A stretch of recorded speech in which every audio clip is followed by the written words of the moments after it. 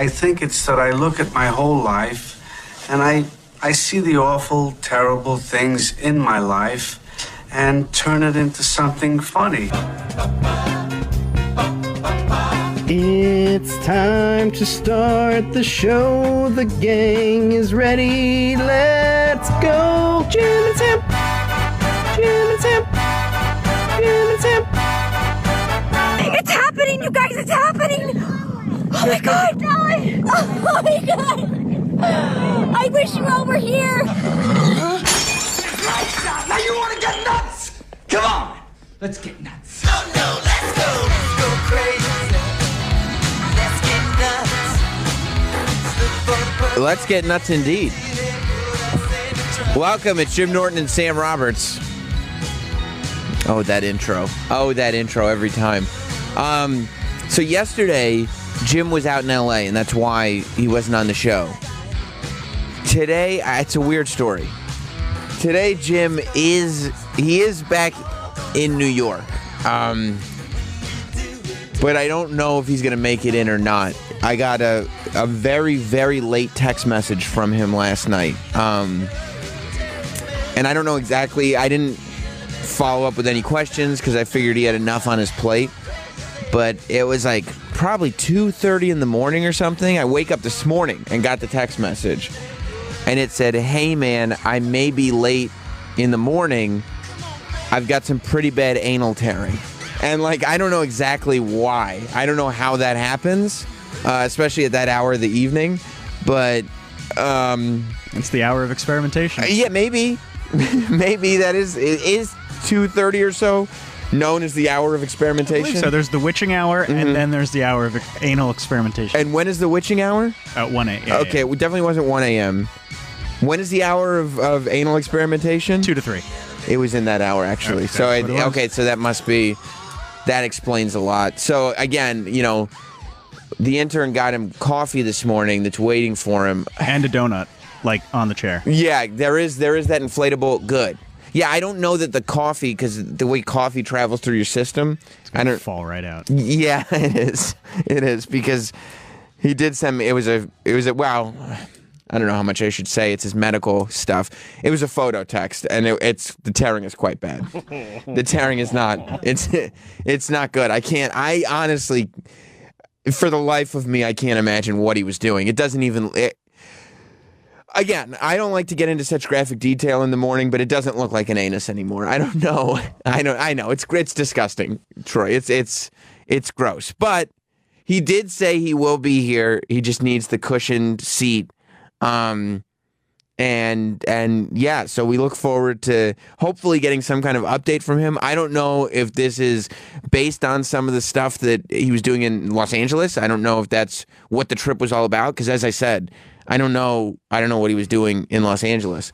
So we will get to the bottom of that, I hope, or not. He may not want to talk about it. So if he comes in when he gets here and he doesn't mention anything about it, as like a community, all of us around the show, we should probably just kind of let it get brushed under the rug. It's not our place. Yeah, he may not want to talk about it publicly, and I don't know if he knows for sure that I've said it. So if he comes in and he just acts like nothing's wrong and just starts talking about his trip to L.A. or something else that's going on in the world, just let it go. Just let it. We all know what's happened, and we just won't mention it. We'll just let it go. And Troy, please, if you could not make any like sort of faces like ooh, like just kind of, because when you see him. He's coming in. Oh geez, okay. Oh, hey Jim. Do you think it was I think so, because of his butt or my butt? Okay, well we won't mention the thing about the anal tearing then if he doesn't want to talk about it. Okay, hey Jim. Yeah.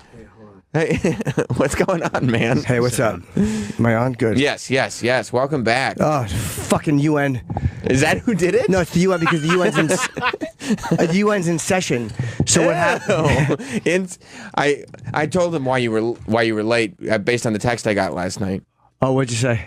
That there was your medical issue, that the anal Tearing? That's not why I was late. Did you experience? Oh, No, that was handled last night. Oh, okay, my mistake. My mistake. No. I spoke out of turn. He My mistake. She apologized. Right. Okay. I thought the UN had been responsible for it. UN. Oh boy, I almost got fired with what UN stood for. No, it's because there's so much. I actually left my house this morning at 7:30. I was in the car by 7:30. I should have been here by probably 7:45, 7:50, the very, very latest.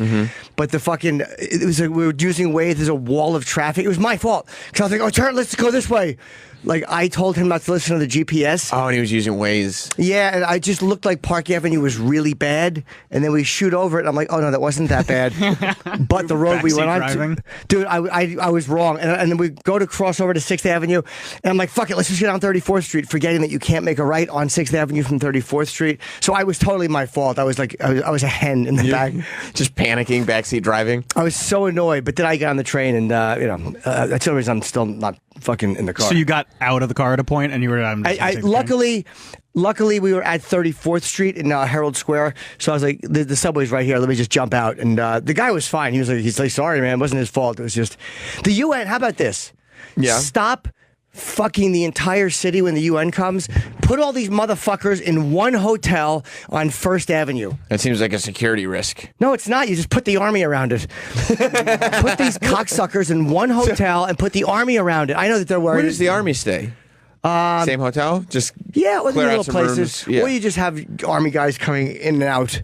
But what happens is these guys stay all over the city. Right. They'll stay at the Intercontinental, they'll stay at the Parker Meridian, they'll stay at the Ritz.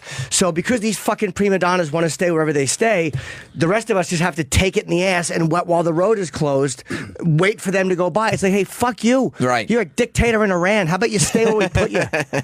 Drives me crazy. But this is the time of year, like, I know the East Side is an abomination this time of year. We should. We can tell him that he could stay in Westchester. It's just a train ride away.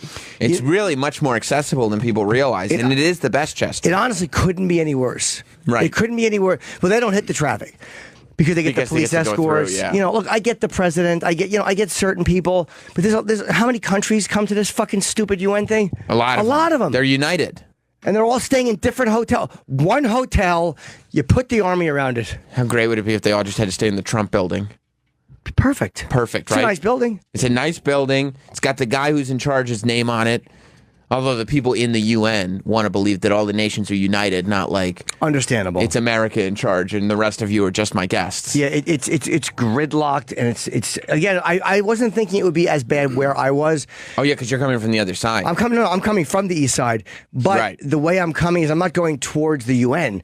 So I just wasn't Where's the UN? It's on 1st and the 40s.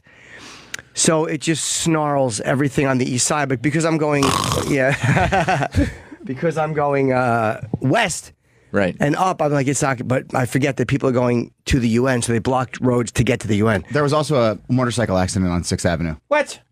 You might have hit that, too. Do you know, I didn't deal with 6th Avenue. I wasn't on 6th Avenue because unless it was one of the streets crossing over. Yeah, it was like a high 30s. We were at 35th or 35th Street, and I'm like, because it was a wall of traffic going to 6th Avenue, I'm like, let's just make the left and then make a right.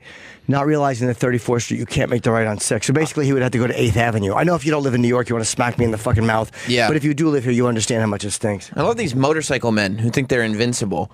Like I've seen, like on the West Side Highway, every morning there's traffic, and every morning there's guys on motorcycles that are just like going 40 miles an hour. It's crazy. Weaving right through the cars and blah, blah, blah. And I mean, I've seen guys fall off motorcycles on the West Side Highway. It's terrible. It's a terrible experience. Dude, I had a moped accident. That moped accident I had when I was like 14. Yeah. What happened? Oh, so embarrassing.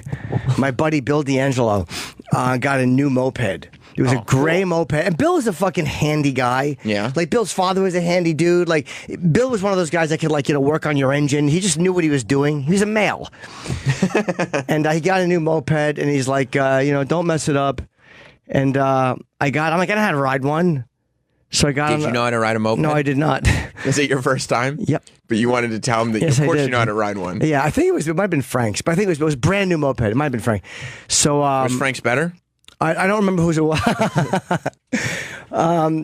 So I get on it and I go probably 50 feet, and the mirror clips a parked car, and I fall off it and I scratch his moped up. So immediately. Oh no, you know what it was? The handlebar. The handlebar clipped a car mirror, a parked car mirror. It was in a parking lot. There was no reason to have that happen. And you just tipped over and fell? No, I flipped off it. I wasn't going that fast, but it was, you hear the scrape like the fucking new moped paint. How close were you to Bill at this point? Like, like, had you just left his presence? I was probably closer. I would say, you see that guy in the red down there? That doesn't help radio listeners, but maybe people. How far is he? 40 feet? So how long were you on the moped for? Grand total? A few seconds. A few seconds. I was just going down. Immediately, he goes, "Don't mess it up." Yeah. And you go, "I know how to ride a moped." Yeah. And you're talking 20 seconds later. Not even 20 seconds. You're flipped over the handlebars and there's scratching noises because you fucked up his... I got so lucky that I didn't fucking break my neck. I wasn't going fast enough to get hurt, but I was going fast enough to really scratch up his new moped and fuck up the handlebars. He had to walk it home. That was humiliating. Was he pissed at you? Yeah, I mean, he knew what happened. It was dark, and I just didn't see the mirror. Well, I know what happened. You didn't know how to ride a moped. That was pretty much it. Yeah, there's a little light that was on. You fibbed when you said I know how to ride a moped. That was the ultimate lie. But that summed up Jimmy Norton. Right. That action summed up Jimmy Norton. Like, I know how to ride a moped. Yeah, I'll be fine, knowing I'm not. I'm always so bad at that stuff. Right. Knowing I'm not fine. Why did you want to drive it so badly? Just as fun. All the guys had them, and they were fun. That's what it looked like. Troy's got pictures of, like, just kind of like this blue one. It was a silver moped.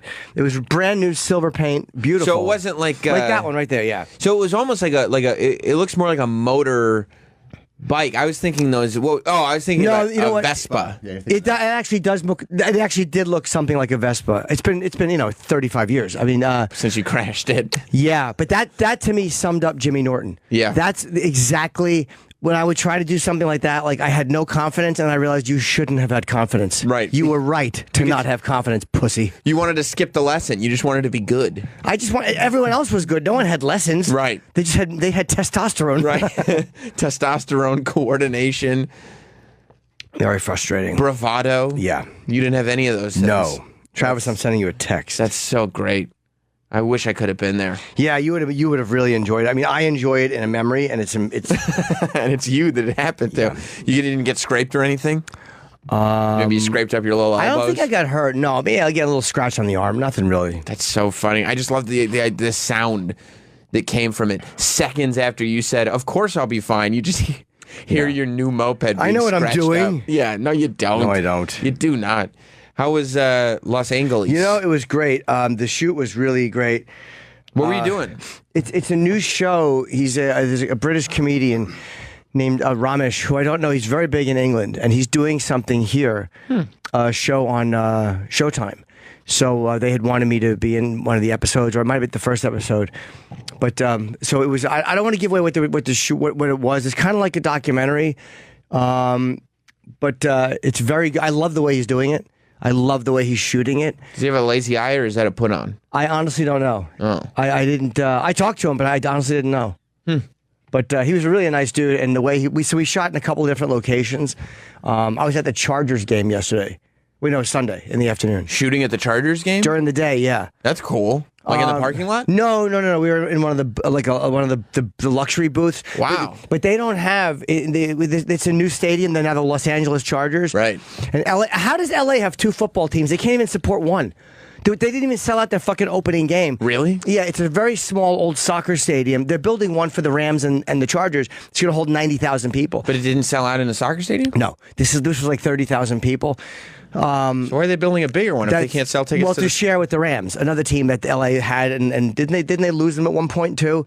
They had the Raiders, they lost them. LA cannot support a fucking football team, and they have two now. It's crazy. So that's going to be a complete bust. They're not going to sell 90,000 tickets a week. Either team, I don't think is going to sell that. They're not the Cowboys. LA doesn't give that much a fuck about football. They love the Dodgers. Stop it. It's weird to play football in LA weather too. I mean, it's nice. It's much more pleasant, I guess, to watch. Well, Miami does fine. I mean, Miami, the Dolphins fans are huge. Cowboys. I mean, Texas has huge football teams. No, Arizona Diamondbacks. Right. I mean, the Cardinals. So I think it's just LA is one of those cities. I don't know why. They love their baseball, but football, for whatever reason, they don't seem to support the games. Everybody in LA is not the most masculine, let's hit each other as hard as we can town. That's true, and it's also a lot of transplants there. people who move there for show so there's business. no loyalty to the city. Right, they may have loyalties to their teams. Yeah, totally. But anyway, so we were there for a few hours during the day, and then we had a night shoot, which we wanted to do Saturday night, which would have enabled me to do the Red Eye last night, but they couldn't get the venue on Saturday. Seems like you shot a lot. No, but it was just two spread out locations, and the night shoot was longer. But I was glad I didn't have to fly home because I didn't have to stress and panic, and it was nice. And I did Rogan's thing Saturday night. Oh, yeah, I when watched got a in. little bit of that. Yeah, it was just total. I'm like, Joe, do you have any? You guys watching the game, like the fight? I wanted to watch the Alvarez fight. I didn't want to watch by myself. And he's like, hey, we're doing a fight companion. So I was like, cool. It was fun to watch that. Did you talk about that yesterday? That fucking disgrace. Yes, we did talk about that. I mean, 118 to 110. I mean, the fighters are great. I love the boxers. It's an amazing sport, but the garbage around that sport, it does nothing but shoot itself every time. it's amazing that's what we were talking about, I think, yesterday, that, like, you had this moment, and I was talking to somebody about it over the weekend, that the Mayweather-McGregor fight was... The timing was perfect, right? Because the Mayweather-McGregor fight is designed to be a fight that just gauges interest in boxing as a concept. Like, those aren't guys that are going to be boxing, but it's this, like, sensationalized thing. And then, weeks later, you've got the two, best guys right now. This is the fight to watch. Two of the best boxing. fighters, yeah. Two of the most exciting. I mean, Alvarez is an extremely young and exciting fighter. Right. Everybody loves this guy. Right. Triple G clearly won the fight. He clearly won the fight. It wasn't like, I don't know, he won the fight. I don't want to hear about the fucking, I don't think what they call them in boxing. They're considered like significant strikes, power punches or whatever. He had a higher percent. I don't give a shit about percentage, how many landed. I think he had 4 more power punches landed. And Golovkin had like 70 more punches landed overall. It was fucking terrible. Well, it was twofold, right? It was not only the fact that they decided that fight is a draw, and so immediately you're like, oh, boxing is still Yeah, they want the rigged. rematch, yeah. Yeah. But you've also got a judge over there that judges it 118, 110, which everybody, and I don't know anything about boxing, but everybody is going, that's the fucking craziest thing I ever heard in my life. I mean, it's the fact that one guy had it for Golovkin, one judge had a draw, which was wrong, and the one who had it 118 to 110 for Alvarez, that's almost criminal. Yeah. And she sucks at her fucking job, and she fucked a guy out of an unbeaten record. He was 37-0. Oh, really? Golovkin, and she fucked him out of that. By either her complete incompetence or whatever other motive she has. The head of the Nevada Athletic Commission had to come out and say she had a bad night. It was like when the head of the commission has to come out and admit that his judge stinks. Yeah. It just feels corrupt. It feels so trite to say boxing is corrupt. But if you wonder why boxing is slowly fucking fading away and dying, that's why. Yeah, because it's all, even though this does give you the obvious rematch, which is going to make a lot of money, there's still that thing attached to it where it feels kind of gross. Like, when the rematch comes up, you're like, yeah, but we're really just getting this rematch because they, fucked up the judging the first time. But just a bunch of scumbags around boxing. And you could have done a rematch regardless. Yes, of if course you you had would've. the result that it should have been, Yep. you still have the rematch because it was a close fight. What scumbags are around boxing? I mean, and again, there's too many promoters. That's people that happens in UFC. Occasionally it does because it's the athletic commission. I mean, it's not they're boxing judges. They do UFC fights too. Right. But it's just it's happened out there too many times. It's happened in New York over the years too many times. Just fucking disgraceful. There's a bad decision in UFC once in a while, of course. The Anderson Silva fucking Derek Brunson fight here in New York. I thought Brunson clearly beat him, and they gave it to Silva. It was a fucking horrible decision. You get that. But I think when you have UFC, that Dana White is in charge of this organization, and what Dana White wants more than to make sure that his fighters bring in a lot of money is the health of the organization as a whole, because long term, that's what's going to bring in money is the organization. In boxing, the fact that every fight is promoted by a different guy. Yeah. There's no it's not centralized, if that's the right word. That's why it takes so long to get these fights. Yeah, and that's why you end up with fights where people are just interested in making as much money as they can off of this one fight, as opposed to increasing the health of boxing. They're not interested in the sport; they're interested in making their money tonight. And it's like, and Dana and boxing and the boxing promoters, they don't control the referees. I mean, other than the obvious behind the scenes shit. Because Dana will blast the referees. There was a fight I think it was in Edmonton, where there's an unbeaten unbeaten fighter, and he was losing. He was getting beaten up by a fucking veteran, like really a savage beating. And this kid is fucking tough. He didn't want to quit, and they should have stopped the fight. And his orbital socket's all fucking busted up now, and the referee didn't stop the fight. He was trying to give this guy a chance, and Dana's tweeting, "This ref sucks." Like, you know, As it's happening. He should have stopped the fight. Yeah. The guy was fucking Rick Glenn, and I forget the guy's name, but he was undefeated, so he just didn't want to give up. So how did you do the fight companion thing? You were watching the fight and talking about it, so you weren't listening to the commentary? No, we weren't listening to the commentary at all. We were watching it, and we were just talking shit too, and then they were also switching back between UFC and that because there was a Rockhold David Rancher fighting in Pittsburgh, so we were kind of doing both things at once. It was fun. Were you guys surprised when the result came in? Shocked. Yeah. Like literally, it was stunning. But I didn't hear the 118 to 110 at first. But I just heard that it was a draw. It is a draw. And I was just thinking that boxing stinks. And it does. It happens all the time. And this is why people are not interested. I know I'm 2 days late on it, but it was really fucking atrocious. Yeah, and I mean, it's why people, like, it's crazy to get into boxing now. Like, that's the real problem. That kids, like, why would you get into boxing when you can get into MMA? Like, this story is accompanied with every big boxing fight is a story like this. And did you guys talk yesterday about it was Gavin Tucker. Yes, he was the undefeated fighter. And Gavin Tucker, Rick Glenn, the guy who beat him, said it should have been. And Tucker, I think, thanked the referee for letting him have the chance to fight it out. He didn't want it stopped. But those guys never want it stopped. Of course not. Although David Branch did tap due to strikes, that's rare. You don't see guys do that often. Pussy. You know, they think it's not though. It's like he had. There's no way he was getting up. He was fucking like mounted from the back, and he was on his stomach, just getting the side of his face punched by Luke Rock. There was nothing he was going to do. What's a diamond upside down? Pussy. No, he should have. They don't like to tap for strikes. They don't like to. So. But that's when you're really getting your fucking head punched in. That's the best move. I would tap from strikes real quick. I would too. I would tap from strike. Yeah, from a strike. Ow! Ow! Ow! Ow! Ow! Okay. Yeah, but Uncle. Can you say uncle in the UFC? That's what pretty much tapping is. If you go uncle, well, they go, okay, he said uncle. Fight's over. What the fuck is it? I didn't see this story. Was this in the thing last night? What story? I don't know what you're looking shit. at. You talking about the mad pooper? No, I believe me. Not only did I read that story, I really enjoyed her a lot. Oh yeah, the mad pooper. There's something there. Ex-Fox News guest alleges she was raped by host Charles Payne. Was that in the fucking news block last night we got? I didn't see that in the emails. No, I didn't see it either. It might have broken this morning. Oh, okay. Yeah. I'm asking if you know about it. I just saw this headline. I'm like, what the? Who's Charles Payne? I guess he's an on-air guy. I think, let's see, in a lawsuit filed in Manhattan federal court, political commentator Scotty Neal Hughes said she was raped by veteran Fox Business anchor Charles Payne and then suffered retaliation from the network when she reported it. She says that she was accusing the network of victim shaming and leaking false information to the press that suggested that Hughes and Payne had a consensual affair when she reported the alleged attacks. Wait, now it's saying she was coerced. Payne was the anchor of Making Money in 2013, and he had invited her on his show multiple times.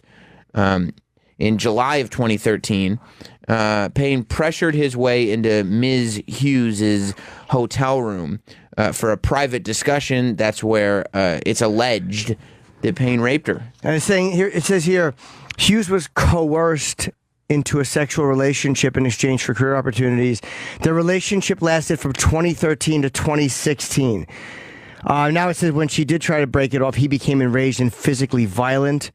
Unless he raped her in that context. Like, are they talking about she said no and he forced himself on her? Oh, I know that guy. I didn't know his name was Charles Payne. Fox, I think that's... Or is she saying I was raped because I was coerced? Like, is she saying that he physically, like he raped her? Or that the act of coercion and saying career opportunities are available for you was a rape? Right, that's the question, right? I don't believe that's a rape. I believe it's scummy. Right. And it's shitty, but I don't think that that's a rape. Because it's still a choice. It's a bad choice. Bad choice. Yeah, but you're making a choice. Right. If someone is saying, I'll fuck you, and you'll be on the network if you fuck me, and they're trying to dangle a career in front of your face for pussy, then record them. Like, do you know what I mean? Like, do that Yeah. and nail him. Yeah. But if he forced her, that's one thing. I don't know the story, but I hope it wasn't. They had a relationship, obviously. Yeah, it says they had although it said in the beginning that the Fox News people are trying to say that it was a consensual relationship. But she's saying it was not a consensual relationship. Oh, okay. Is she saying it only happened once? They're saying 2013 to 2016. Right. I don't know. I think, there's always, there's three sides to every story. Oh, there's actually His side, her side, and the truth. Well, there's really only one side, and that is the truth. Now, who has it is the question. That's so good. Were you watching Matlock? No. Oh. But that probably is a Matlock, a Matlock-like sentiment. There's only one side, the truth. So yeah, I don't know. They're saying that that this guy's her third representative. Is this going on at every network, or is Fox News News just crazy? See, you never know. I mean, Fox has. I don't know what was going on there all the time. There was always beautiful women there, but Fox has taken a beating, and again, maybe justifiably so. But so many women have had problems there. Well, it's one thing. Like, I always thought it was smart of Fox News to put hot women on their channel because I like to watch hot women on TV, and if they're talking about what the channel talks about, that's fine too. But like, I always thought it was super smart and be like, oh yeah, all the hottest chicks are on Fox News. Like, I'll watch Fox News, but you can't rape all of them. That's not. You can't do that. Like that. I guess I didn't think all that was going on. Wow. Yeah, because and I guess this is all holdover from the Roger Ailes days, because obviously the Ailes kids are trying to clean the place up like a lot. They just switched it around again. They switched around their weekday lineup again. So what's her face? Who just got fired? Eric Bowling got fired. Oh, right. I know. And then his son died like a couple days later. Right. But he had sent like dirty texts or something. No, his son got fired. His son died of an His overdose. son died that day. Oh, was it that he got day? Fired that night. I don't know if it was an overdose or not. I think it was an overdose. They didn't say. Oh, okay. I'm just guessing. But Eric Bowling apparently had sent those. But so the story with Eric texts. Bowling is that I've heard is apparently like there are people kind of knew this was going on. This is not a new story to people who know. Do you mean with him and her, or just with him? Just for text messages From him. right? Because here's what I heard, that people kind of knew this was a thing. It was not that they knew it was a thing. It was an old story that had been privately handled or whatever. And I guess somebody found out about it and went to the press about it. And that's why, like, there's no woman here accusing him. Like, there's no victim of his behavior. It just was somehow leaked to the press, and it became this big story. And Fox is like, we can't do another one of these. They can't, and they can't. And I've said it before, but guys who are like sexually harassing, it's so scummy. And I'm not saying that to be some PC douche. You're just a piece of shit if you're doing that to somebody at work. Mm-hmm. It's fucked up. Like, I jerk off like a fucking pig. It's embarrassing how much under the thing. Right. But only Sam and Troy can see it. Right, and we're not ladies, so it's okay. Well. My eyes. But it's fucking gross, and just fucking stop it. I'm sorry I'm distracted. Two things are distracting me, and one is this is a real dilemma, because I believe in speech no matter what you say. I defended that fucking asshole who said I'm teaching future dead cops, that fucking teacher. The Antifa teacher? I saw that guy on Tucker Carlson's show. He's not... I don't think he's a likable guy at all. No. But there's a thing about tweeting your opinions. It's like... it's hard for me to say you should be fired for that, because it's like, if it's a stupid opinion, but would you rather people just keep it to them? I guess that people would rather that. I don't know. I but this one I'm reading right now. What's another story? This is a really hard one to defend, because it doesn't go into your job. Firefighter suspended after allegedly saying he would rather, and in quote, save a dog than a million niggers from a fire. And he put it on Facebook. I think that's one. Like, where you would have to, that because your job now comes into question. Yeah, will you not do your job as a firefighter? Like, literally, that's bad enough if you're overheard saying it drunk to a friend and then giggling. That's one, like, all right, you were trying to be a smart... How do you put that on Facebook? Unless you live in a town full of kennels. That's a great point. Then you'll be fine. Maybe, that's not as big of a deal then. But how do you think that that's not going to get you... Like, it's such a stupid thing to say, but how do you, in this world we live in 1960, that would have got you in trouble. People live in their own bubbles, man, and it's the same as these people who sexually harass and can just go to sleep at night. Like it's cut from the same cloth. Like people think that like, well, it's my Facebook page. This idea, and I'm with you on a lot of the Facebooks and the Twitters and stuff like that. But Facebook and Twitter is not private. Like people think that this is like, well, it's my Twitter account. Like Facebook and Twitter is not it's a public thing, not a private thing. And it's matter of fact, it's owned by somebody else, but it's public. It's not something that's like personal. It's not like somebody broke into your house, took your journal, and started reading it and say, "Oh, there's dirty words in here." Like you're on some level for some things. Yeah, you're gonna be held responsible for. And stuff. I don't know. Like this is such an obvious one. Like there's no. Yeah, of course. You look at this and you're like, it is his right legally to say it. It's his free speech. It's his opinion. But how does a fire department keep a guy on when he has literally said? Now again, would he say black people from a fire? I'm sure he would. I'm sure these guys in those moments. But when you go out and say, I'm not going to save certain people in the community, I'd rather save a dog. That's a hard sell for the fire department to keep this guy on. If I'm a black guy and I read this story, if you're a guy and you read this story, that's what. All right, sorry. Back to the lady thing. I'm going to look at that and say like this guy can't be on the fire department because I don't trust him if my family's in trouble. I understand that this is just a Facebook post and he's just saying it, but it came out of his head. I don't trust him, this person, if my house is on fire, and like. You got to trust the firemans if your house is on fire. And this isn't like an interpretive thing. Like, no. Where he made a black joke or he made a Jewish joke. Hey, it was tasteless, but he was joking and just being a dick. Like that's. I just don't know what that ego is that allows. Wait, what's that too? Is that another one? Is that a different guy? That's Massachusetts. It's on Facebook again. There's so many of them. No, Detroit, the Ohio guy. He'd rather save a dog. Okay. But you found that Detroit found another one. It was a Massachusetts guy who made it. What do you guys... I'm not saying... The idea of being racist is shitty, but like, why are you putting this on Facebook? Like, what do you think is going to happen? Because there are people... And this guy probably didn't even think he's racist. He probably doesn't consider himself a racist. Maybe he thinks a billion will be racist, but a million is just good and American. Like, right. How do you justify that to yourself? He probably just thinks like, this is... There are a lot of people... that think this is just the way people think and nobody says it. And it's no, that's not the case. Did you go higher, Troy? Back the other way, buddy. I want to read what he said. The top one. I've said it before and I'll say it again. Social media giveth connections, information, jokes, and they taketh. Oh, okay. That's the. I thought that was his quote. I don't understand why you put that. Because they think there are people who think that like, well, I'm just saying what you're all thinking. And it's like you're not.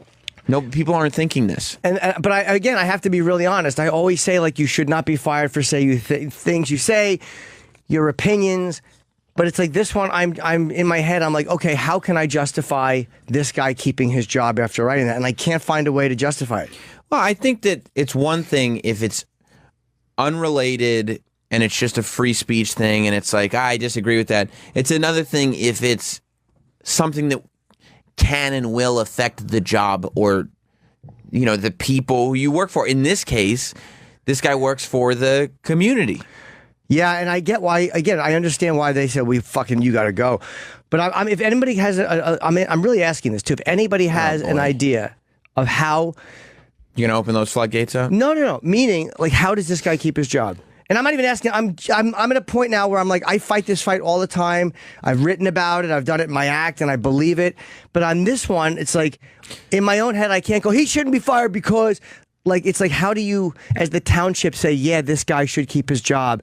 Putting that on Facebook as a statement, you can't. I mean, and stuff has to. You can't just make a blanket statement like. I don't know what that is. A blanket statement. I thought you said a blanket. You would say that would have been stupid. I wouldn't have said that. I would have sounded so stupid. No, I wouldn't have said that. I don't think you can make just a blanket statement anymore and say like, well, Facebook is a different thing than work, and you can say whatever you want because freedom of speech. Like, yeah, in theory, but you kind of have to go case by case on a lot of these things. And most cases I would agree with you on, but when a fireman says that I would rather save this than that in a fire, and that's your job. That you're a fireman. Somebody's making a comparison here, which I figured would come in. I don't know if I agree with it.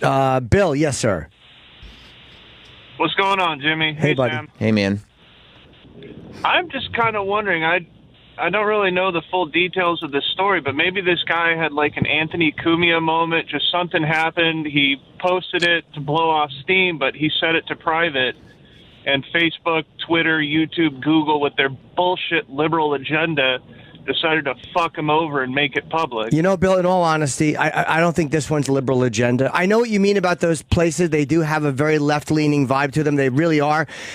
But there are some things, this is not even, conservative people who see this are not going to go, yeah, he's not going to say there. You know what I mean? This is not that, man. Most decent people who see that go, that's a pretty disgusting thing to write when that's your job. And even if you, I don't think you put it on, even if you put it on private and it became public, you're an idiot. You are an idiot. For posting it regardless. And Anthony's was different because what Anthony did was stupid and he knows it, but Anthony was reacting to something. And again, maybe you're saying this guy had something happen too, but Anthony's was at least Anthony's was not this blatantly fucking vicious and pointless. Anthony's not a civil servant. No. He's not a fireman. Or a person. Right. He's not even an individual. Thank you, Bill. But Bill, I know what you're saying about the liberal agenda, but that's got nothing to do with this. Do you know what I mean? This isn't like, hey, a bunch of faggy liberals don't like the word nigger. This is that's just a fucking a really ridiculous and shitty thing to write. And there's no, I can confidently say. Okay? All right, talk to you guys later. Okay, buddy, bye. There's no reaction where that's like, oh, okay, he was reacting to something. There's nothing that would happen to me where I would be like, you know what? I'm going to post this on Facebook now. Back in Pennsylvania, where I'm from, sometimes that word just flies out of people's mouth like it's nothing. So maybe he was just trying to be funny on Facebook and just talking to his friends the way they probably talk all together. And that's maybe what burned him. But how do you not do it? Did you just make a pun because he's a fireman? Yep. I love it. Yeah, he's just blowing smoke. I don't know. Troy's was better. Yep. But there's I'm sorry, I hit the button. No. I forgot he was alive until I got a text this morning. Do you want caffeine? Yeah. But you know what? More than I want your life. More than I want you to be alive. But again, the idea of him that's why I said if he had just said this at a party, drunk, joking with his friend, that's one thing. That's like something that's kind of, all right, you get overheard, you're just joking with your dumb friend. But this is where you're going, no, I want people to see this. He's probably drunk when he posted it. I hope so. Hold on, let me see here. But regardless, I mean, it's this, and he's 20. Yeah. Let me see. Jimmy in New Orleans. Just a young idiot. People want to compare this to the other stuff. And what other stuff? Just other stories that are like this. But this is what we do. When one thing happens, we will line up, go my side, your side. And and sometimes you can just look at something for what it is. Yes, Jimmy. Go on now. Yes, sir. Good morning. What about the girl, Jamel Hill, maybe from ESPN? Yeah. She's not a fireman. Donald Trump? No, I agree, but I think free speech should be covered completely. I mean, he's an idiot, don't get me wrong. But free speech should be covered. He should be reprimanded. I don't know. It's a slippery slope. Because I know. Whatever you want, but that's the problem I'm having with it. Because, again, as much as what he said is so flagrantly, I think it's gross, and I think it's shitty. It's just an awful thing to write, for real. But I have that dilemma of, okay, speech is speech, even unpopular. I don't know what this is. I'm very stuck on this one, and I hate to say that because everyone wants to be smart and have the answer. I just don't have the answer on this one, and because it's so obvious that he's a piece of shit. He wrote that, or it's fucked up. It also relates directly to the job. The job, yeah. But people, they could say, hey, it relates to your job because part of our job is selling products, and they can make that. No, but this is direct. It's not like, I know. Yeah. And what she said, look, thank you very much for the call, Jimmy. I didn't like what she said, but I think she should absolutely not be fired for it. And even though the ESPN has fired other people, hey, fuck ESPN, they're wrong. But this case, I don't care about liberal agenda. Right. She should not get in trouble for it. If they were wrong before, that doesn't mean they should be wrong now. I used to say, Sam, and someone stole this, 2 wrongs don't make a right. I would say that a lot. That's actually really insightful. People would always go, Right. I would say that. That was my reaction in my head. It gave me pause. This is, again, another Jimmy in Illinois. Boy, the Jimmys really come out in force for this one. Yeah, they do. Hi, Jimmy. Hey, buddy. No, if everybody really, where comedians can kind of joke around about everything, don't you think that if people really said what they meant or how they felt, everybody would be on a level playing ground? I think so many people just hold back on what they really think instead of just saying it. We do, and I think you're right, and thank you, Jimmy, for the call. But you know what? The difference between you're joking and when you're trying to be like the difference between joking about something and Michael Richards is people felt like Michael Richards really meant it. Right. And was coming from a place of anger. And it just feels different. The thing about free speech, too, is you have to be responsible for what you say. Just because you're allowed to say what you feel doesn't mean there's no responsibilities to it. And if you're a fireman who goes like, oh, by the way, I don't like black people. That's a group of people I don't like. Then the fire department has every right to be like, well, you can't be a fireman. Then you got to help black people and white people. Because you're basically saying, because basically you're first take the human element out of it. Like even the obviously awful racist sentiment. Then the fire department, if they all of a sudden there's a black family, and even if he tries to save them, and again, he's saying shit, but he probably would walk in and pull somebody out of a fire. I firmly believe most firemen would just do that. But let's just say he tried to and couldn't, or whatever, and then all of a sudden the remaining members of that family sue the fire department and say, look at this guy said he wouldn't save black people and you kept him on. So even if you're removing the human decency out of it, there's a real, he's put them in a terrible place legally too, I think. Yeah, I think so too. And just as a community, would you feel comfortable if a guy goes like, oh, I hate comedians and I don't want to save any comedians from fires? You'd be like, well, I prefer there was a different fireman on duty. No, I get it. I'd joke my way out of a fire. What would you say? Whatever the joke was. People would laugh so hard they'd cry the tears that put that fire out. We got a call coming in. Is this Malachi in St. Louis? Yes, it is. Thank you for saying the name right. Appreciate it. You know what? Because obviously it looks like Malachi, but I said I've never heard that name. I've heard Malachi from Children of the Corn, so I'm hoping I got it right. If you were like, Malachi, you're on line one. How do you spell it, by the way? How do you spell it? Is it Malachi? Yep, that's it. Oh, he got it right. Okay, yes, sir. Probably spelled it for him. I'm sure he did. No, he was very intuitive. Yeah, right. But I was just saying, like, I respect the fact that that's a fucked up thing to say in general, but I appreciate people that speak their mind no matter what is on their mind. And I feel like it would mean more to me if I was saved by somebody who didn't want to save my black ass from a fire. And he just said he would rather not. You know what I mean? And there's a whole lot of stuff that I would rather do than not do. Yeah, but what if I'd rather not be working right now. But what if your house your house was on fire and you couldn't get out, and you see this guy pull up to your driveway and your dog's barking, and you're like, oh shit, oh no, oh man, god damn it, it would suck because I have beautiful dogs. Right, you're like, at least the dogs are gonna be okay. And there's another guy, by the way, Malachi. There's another guy that's calling in with the word rather, saying it's the word rather, but it's not about the technicality of he said rather. It's almost like the sentiment. I can think of a word in that sentence that is more important than rather. Probably too. Yeah, 1 million. I mean, it's just not a realistic number. Oh wait, that's not what you're saying. All right, thanks, Malachi. I appreciate it. Thanks, guys. So Malachi is saying, I'm a firefighter, and someone said, okay, another guy, Don in New Jersey, firefighter. And I like to say, hold on, Sam keeps saying fireman. You sound very childlike. Yes. We have a real life fireman on the phone? Oh my God. That's like when the fire department came to, we went to the fire department, we were kids like in 5th grade. I mean, when I was like 5 in like kindergarten, whatever. Yeah, sure. And I got in trouble because the fireman was lecturing everyone, and I kept jumping up in and out of their boots.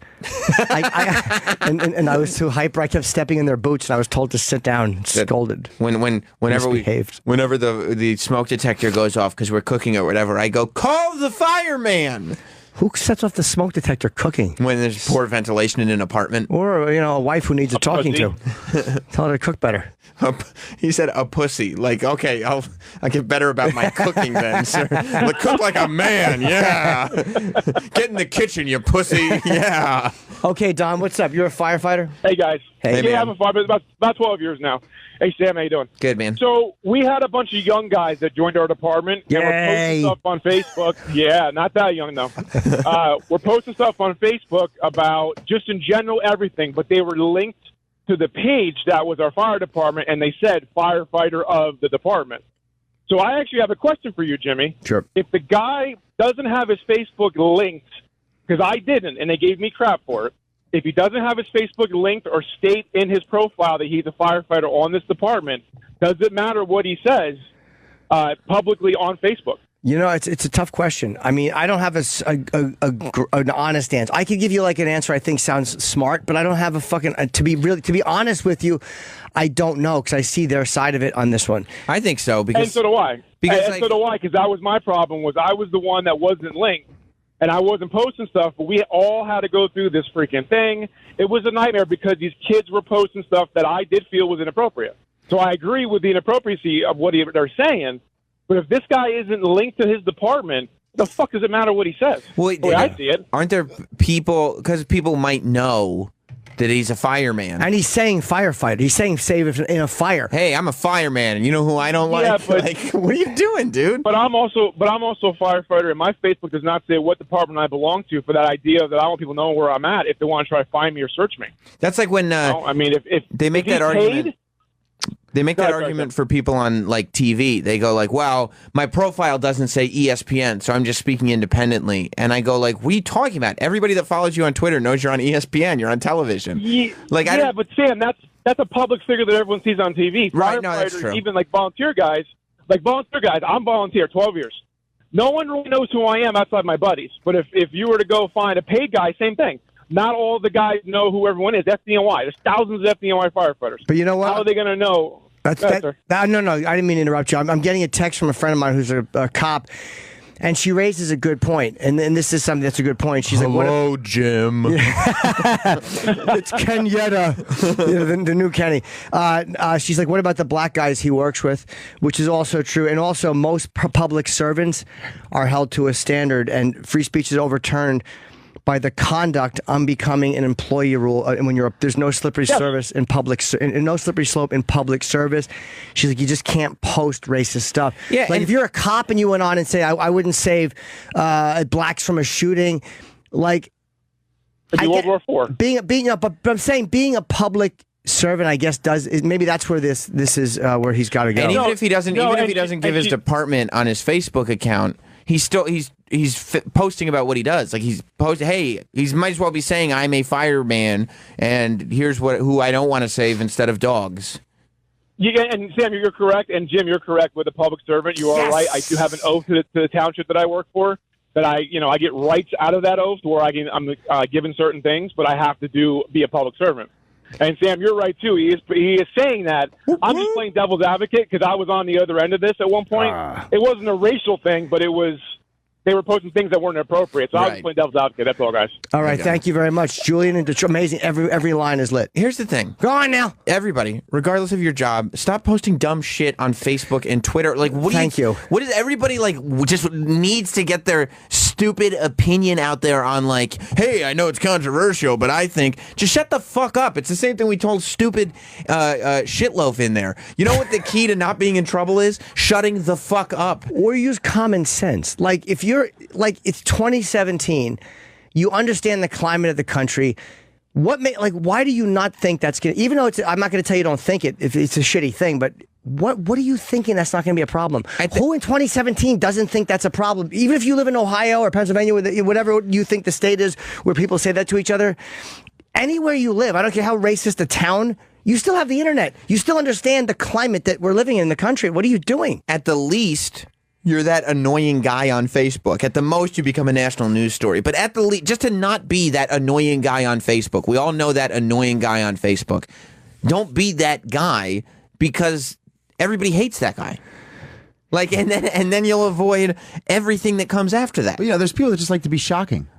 But it's on like, Facebook, and they don't think there's any repercussions. They may not know the line of or what's going to ruin you and what's like acceptably shocking. They're just so stupid. Good question on Twitter. How is Jim not playing the firefighter song? Travis is doing something that I had asked him to just get a little. I'm not sure. We may have another guest coming in. We might not. Right from that thing. Yeah, but I'm not sure. I just asked him to get a prep sheet just in case we do. And someone saying play the firefighter song. And here, Julian in Detroit is a great question. Yes, Julian. Fire. What's up, Julian? Hey, what's up, Jim and Sam? Hey, buddy. Bram Muffin. Hello, Julian. What's up? I was just wondering when the Chip live show is going to be. We're in the middle of something. I just said fuck the. Oh, I didn't understand what he was saying. This is definitely planted. Sorry, Julian. You did that on purpose. I know it was a mistake. No, it definitely wasn't. It was. Oh, I didn't. He said fuck the firefighter. So I thought it was, and then it said what about the Chip live show? I didn't realize. What about the Chip live show? Okay, you definitely saw that. Oh, well, hold on, firefighters. I'll give you. Sorry about hanging up on you. That's going to be out this week. That's coming out this Sunday. We're editing it, and what made me go to it is I'm looking at Handsome Rob. And there's 3 steady cams at the fucking Village Underground. One of them fucking crapped out because the computer crashed. Handsome Rob was there with a fucking video camera just kind of shooting from the audience. Thank God Handsome Rob was there. Absolutely. Just to look at. No, he saved it. He saved it. Next time we will have better camera work. We'll have more, but thank God he was there because I'm actually watching. It looks pretty good. So it'll be out this Sunday. It's very funny, and I screen capped Sam being disgusted at something and sent it. But anyway, people have been asking me about that, and it's coming out this Sunday night. It will be ready. We just had to get it and edit it, and fucking Rob. Thank God he was there. He saved that the video because one of their cameras shit the bed. In those tight pants. Yeah, I didn't get a chance to really enjoy that. They were great. I could only see him from the waist up, from the stage, like from the chest up. It only gets better from the waist down. Just prowling that area like a fucking handsome panther with a camera. Wow. Yeah. Oh, yeah, he could say that. He could say, who could say what? Pronouns, pal. Jessica. Got a girl on the phone. Yes. What's up, Jess? Talk at us, baby. Hey, bud. Hey, So I'm Jess. just listening to the show this morning. Hey, Jess IK, what up? I just wanted to chime in on the whole firefighter issue. Go ahead, chime away, babe. Yeah, my husband and I are both. Bell has an unpleasant tone. Yeah, it does. He's a deputy, and I'm a jailer. And Wait, a jailer? What's a jailer? Are you a cop or do you work at the corrections officer? You can put me in cuffs. Fuck yeah. Yeah. Yes. Yeah. Correction. You ever bring those handcuffs home? Yeah. I do. I have a red set and a silver set. Oh my goodness, this is getting way too much for me. Yeah, TMI. We're trying to clean it up here, girl. Don't get us in trouble. I'm trying to clean it up. Yeah, come on, girl. Well, so no, it's never okay to put racist things on Facebook. Oh. You know, and it's a hot take. Comes out to your friend that said that we're held to a higher standard because we are. And it reflects poorly on your agency if you post stuff like that. And, you know, growing up in Louisiana and moving to Texas, one of the things my mama always told me was never talk about politics or religion. Yeah. You know, stay away from that. So that's just a general rule that I keep anyway. I don't mind. You know, it's funny. Go ahead, I'm sorry. Who'd you vote for and who do you worship, Miss? Exactly. Quickly, who's your God and who's your candidate? Well, and here, too, you know, you talk about, you know, you shouldn't be fired for the things that you say. And while I agree with that, you also have to look at, you can believe whatever you want to believe, but when you act on those beliefs, then that's different. Yeah. All right, Jessica, thank you. You know, again, it's a very tough one. And Sam, we had a video last night.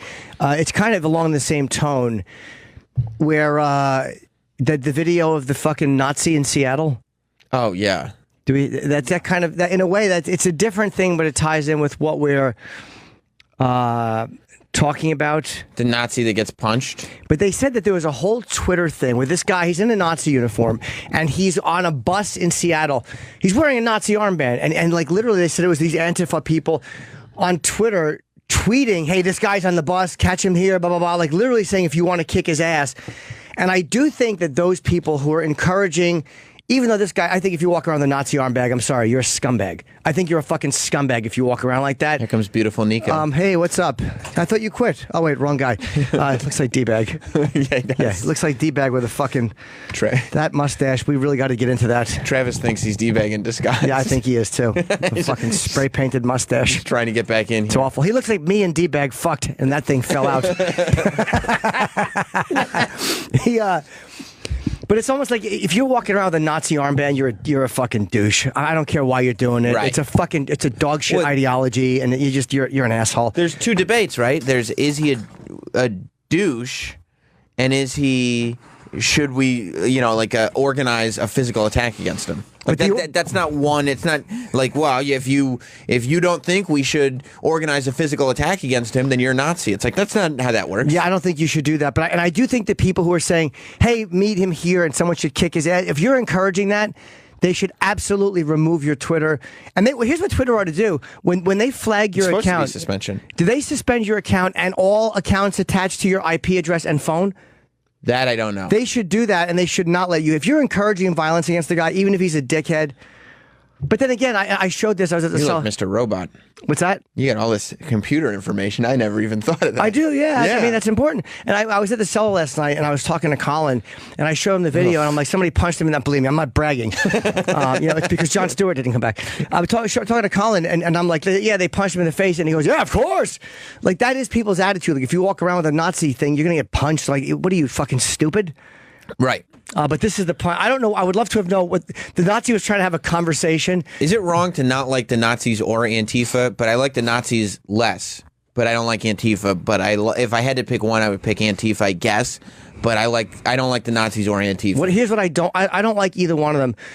But what I don't like about Antifa is that they are hiding the ugliness of what they are. They're hiding the fact that they like to engage in violence, and they like to. If they were a little bit more, like, to me, the Nazis are shitty but more honest. Like right, because they're rotten individuals. If you're a Nazi, you can't spin that as anything other than it's shitty. Right. But Antifa is trying to act like they're fighting for a greater good, and they're not acting like, yeah, I kind of like fucking butting heads, and I like, you know what I mean? Yeah, like I like the same stuff that those good people like, but I'm kind of a shitty person. I'm being a dick about it and hiding my identity. I don't like the bullshit behind them pretending that they're above it all. I like that. When you're not. But ideologically, I hate the Nazis more. Of course, I just think it's a disgusting ideology. Nazis are worse. Yeah, of course they are. Nazis are worse than almost everything. And it's almost like these are not real Nazis. Maybe everything. These are guys who are embracing this fucking stupid ideology. And it's like, I hate to tell most of you fucking dopes, but Hitler would have thrown you in an oven too. Unless you're German and blonde hair and blue, he would not have enjoyed you either. No, the American Nazis would not have gotten What on do you well. think? You're a part of this strong ideology? People got together and kicked the shit out of them. That's Right. it. That's the whole thing. So irritating. They preyed on women and children. They're fucking disgusting. So them looking at Nazis and idolizing it, it's more like, you know, most people, even in that time, didn't know what the Nazis were really doing. A lot of the Nazis knew it. A lot of them didn't. The information wasn't out. But you're literally embracing an ideology of people who would separate a mother from her children and throw the children in a fucking oven. For the greater good, man. And you walk around that on your armband, you fucking cunt. Like, you think you mean something when you do that? This is not about just a military who marched really cool and fucking shot down enemy airplanes and took over. This is about people who murdered elderly people. Yeah. Who fucking who starved women. Like, it's the worst people on earth. Yeah, you're just disgusting. Yeah. And I don't think I'm making a grand social statement saying that the Nazis were bad, but that's who it. Like, you should literally watch them shoveling children's bodies into a fucking pit, and then put that on your arm and walk around like you're this badass. You fucking. It's just annoying. Yeah. So it's hard for me to feel bad when one of them gets punched in the face. Yeah. When I was growing up, there was a bad Nazi problem where I was growing up, and not enough. That's what Troy always said. Yeah, he does say that a lot. A lot of times when management down the hall walks down, I'm like, Troy, I don't go for that. But go ahead, you keep talking. So there are a lot of times they're just really stupid, lost kids. Yeah, they're just they have no idea. They're like almost like racist juggalos, where they just don't have an identity. They kind of cling on to this group. They don't really understand. And what juggalos it means. aren't racist. You mean a racist version of them? A racist version, yes. Juggalos are not. Like, they got picked on in high school or middle school or even elementary school, and they're like, well, I need to find. It's like in prison. Well, I need to find my own group that, like, isn't going to pick on me, and they just fall into this thing that's like awful. Yeah, and these other guys like bring them into the group. There were these two Nazi brothers and their cousin when I was in high school. Sure, one of them was just on the People's Court.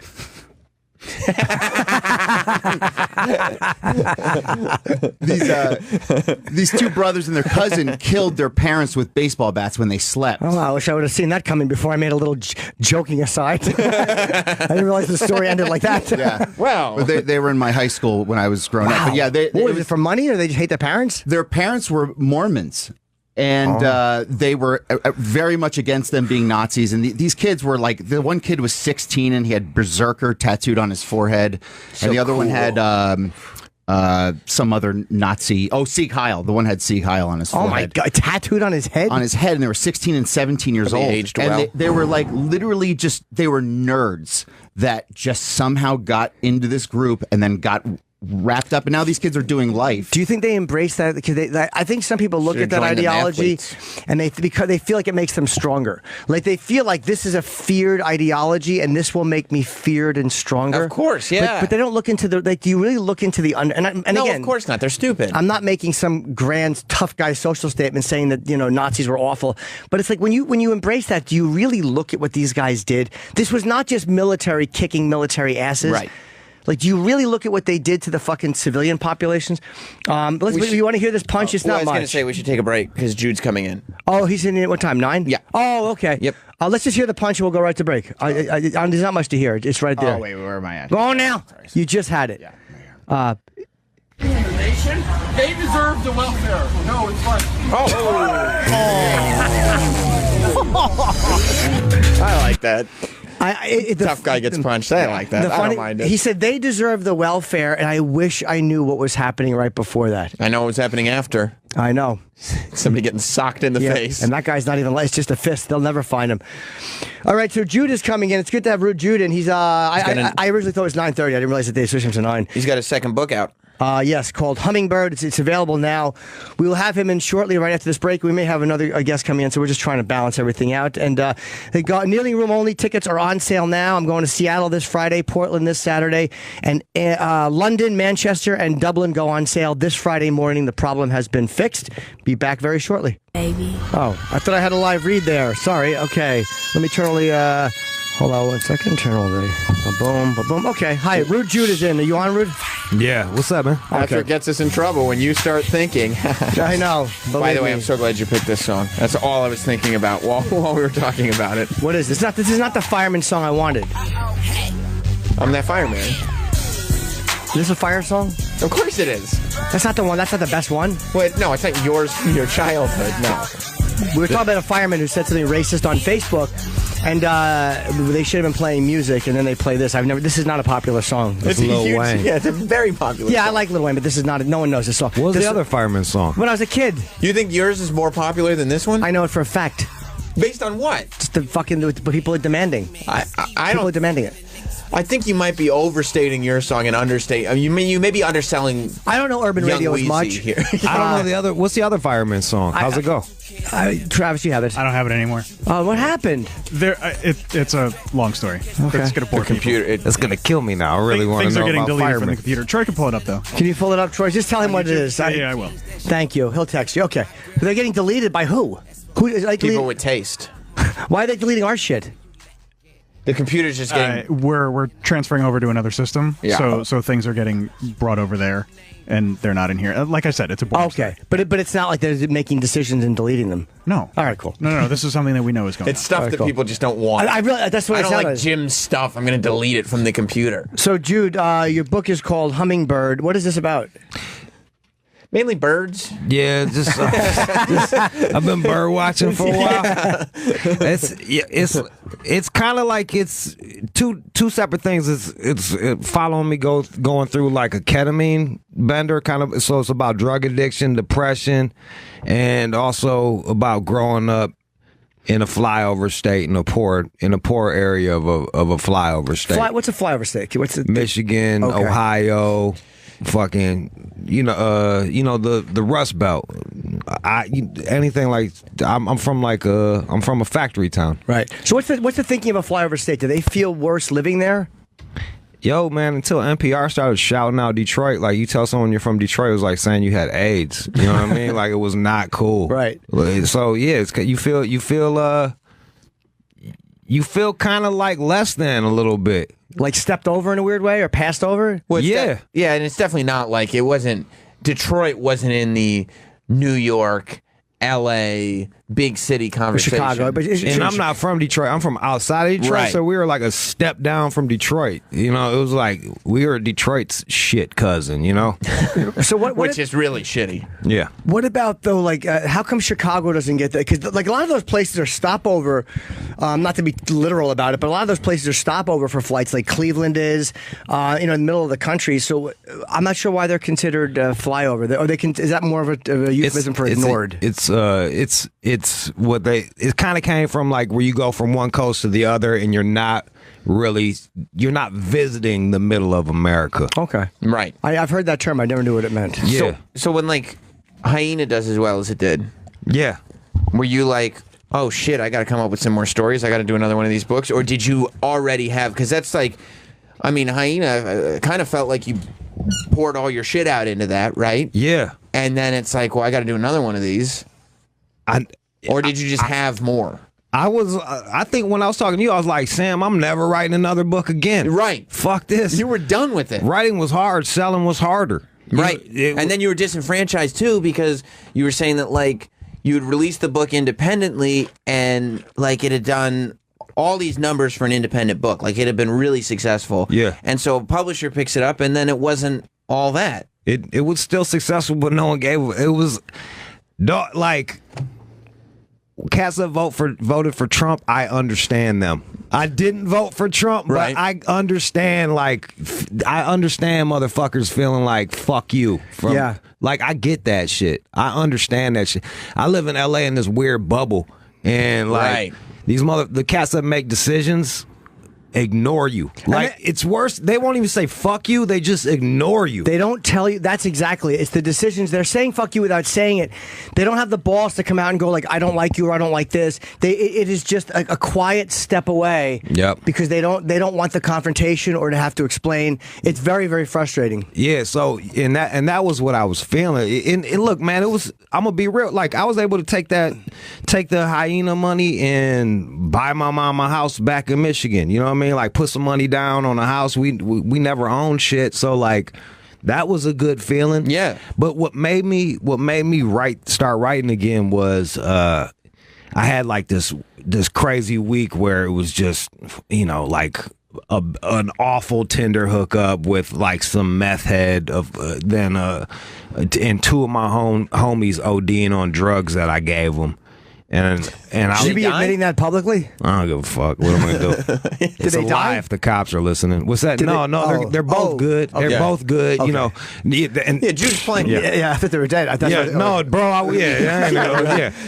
Murder, honest book. Overdoing it, we'll call it. And I was like, man, it's just like, all right, man. I guess I should be writing about this, and then that's how it started. Just like there's crazy shit happening right now. So then, does it also like, now that this is a thing, does it make it so that you have no motivation to clean up your life at all? Like, I got to keep doing crazy shit because crazy shit's what bought my mom a house, right? Nah, it's not. It's just not like that. It's like Jim, I bet you can relate to. You're just gonna do crazy shit. You know what I mean? Like you're just gonna do like it's in you. Like it's not like if I fuck this hooker and go down on her and talk about being afraid of getting AIDS, that's gonna fucking be an awesome story. It's just you kind of do it. It's things that people will interpret, and Pete's gonna. Pete Davidson? He's gonna come in and sit with us. No. Things people interpret as being crazy, but you're not doing them to be crazy. You're not doing them to go like, wow, watch this. They're like a lot of things that are just things that you would do that are kind crazy of nutty. Is your normal. But it's not like, it's not showboating and going, watch me being nutty. It's not that. It's literally something you just do, and it's like, oh, that is kind of nuts. Yeah, I think the last time I was on your show, I was talking about, I got real faded on GHB and was telling you about how I freaked out I thought I was going to get AIDS from the hooker and I had to take the PrEP pill. Right. Oh, I'm on that. I think you were doing GHB last time you were on my show. Yeah, I was faded on Hi, that. Pete. Right, Do you know Rude Jude? This is Pete Davidson. What's going on, man? Good to meet you, sir. Hey, man. It's good to see you, buddy. We saw each other on a plane yesterday, and we're talking about Rude's book, or I'll just call you Jude. I don't know, I'm calling you Rude. Rude. I'm just about to relate a story that would have been really bad. So welcome to the show. Oh, thank you for having me. Why would the story have been bad? Because it was a bad story, or because I would have had to slam somebody else who I used to work with? Gotcha. And you were like, you know what? I can avoid that. Yeah, there's no reason to do it. So I'm not doing. Are you on PrEP or no? You only take PrEP for 30 days. My gay homies, like a lot of them. Oh, that's not why I take it. I'm not. What's that? No. I'm saying my gay homies. One of them will have AIDS, the other one won't. So they'll just take it every day, like a daily vitamin. Yeah, but not for 30 days. You got to keep taking it if you don't want to get it. Like, you got to stay on it. Well, the thing is, AIDS? Yeah, like We're discussing AIDS. Yeah, how to avoid it. Yeah, how to not get AIDS. They got this pill called the PrEP pill. Oh, Truvada is the actual pill. There's other things you can do besides taking a pill to not get AIDS. Right? Exactly, but I vote for doing those things and taking the pill. There are lifestyle changes you could make. Yeah, but why do that? No, I guess that's true. Yeah, that's a little silly. Well, if you're exposed, you got to do it for 30 days, and then you're good. I exposed myself, and then I stopped after the 30 days. You did a test run? Look, bro, I went down on a hooker, and then I came home and my mouth was bleeding, and I was freaked out, and so I took. Because now you got an open cut. And I was like, and I don't know this broad, you know what I mean? Like, so I just started. I had mad anxiety. I called up my gay homie. I was like, my AIDS homie, and I'm like, yo, bro, like I'm kind of freaked out. He said, yo, get the PrEP, and I went and grabbed that bitch in 30 can days. it work? Can it happen though? I didn't know if it would work if you already had. Like, I tested negative. I just got my test results back, and every time I get them, it's a fucking horrifying experience. I can't go through this anymore. So I started taking this pill, and just to be safe. And I have done nothing in the last month but I'm like taking it just in case. You're doing it just in case. I'm taking fucking PrEP. Absolutely, I don't care. Yes, fucking. I don't want to catch that shit, and you don't need to. But I might stop taking it because I know. But I mean, I'm like, now that I'm kind of monogamous with somebody, I'm like, I probably won't need to take it. But I just started taking it. But I've been constipated, if anybody wants the side effects. I haven't shit properly in a month. It's fucking horrible. Like little tiny gluey shits. Yo, I'm looking at I never saw the ads for it. And it's like the best looking fucking gay dudes ever. Just a bunch doing of ballet bears. and shit. Yeah. It's a humiliating, like, to have to say I take PrEP. That's the guy. Yeah. Truvada's the medication, and PrEP is like the slang for it? Yes. I see. Yeah, it keeps you from getting it. But there's one you can take once you have it that prevents you from passing it too. But I just got test results back, and I'm good. I can't believe it. I'm so fucking relieved. How many AIDS scares have you had, Jude? That was that was the only like, that you're always when you have a promiscuous lifestyle, you're always freaked out when you go to get your test. It's like getting your credit score or your motherfucking AIDS test, and that shit freaks me out. But that's the only real. How often do you get tested? Every 3 months. Wow, that was good. It was about 2 years for me on this last one. And believe me, 2 years of me, that's 50 years for most people. The fact that I didn't get tested for 2 years is crazy. Right. It's crazy. What I about apologize. you, sir? Yeah, Pete Davidson, when was the last time you had an AIDS test? An AIDS test? Yeah. I don't think I've ever had one. So you might have AIDS. Probably. That would explain a lot. Yeah, it looks like he has AIDS. Yeah, I haven't been tested. Yeah, I haven't been tested, so. Well, are you still with the girl? Yeah. Oh, all right. You're I'm good. She doesn't have AIDS, so you don't have AIDS. She definitely doesn't have AIDS. All right, so you're fine. Yeah. How long?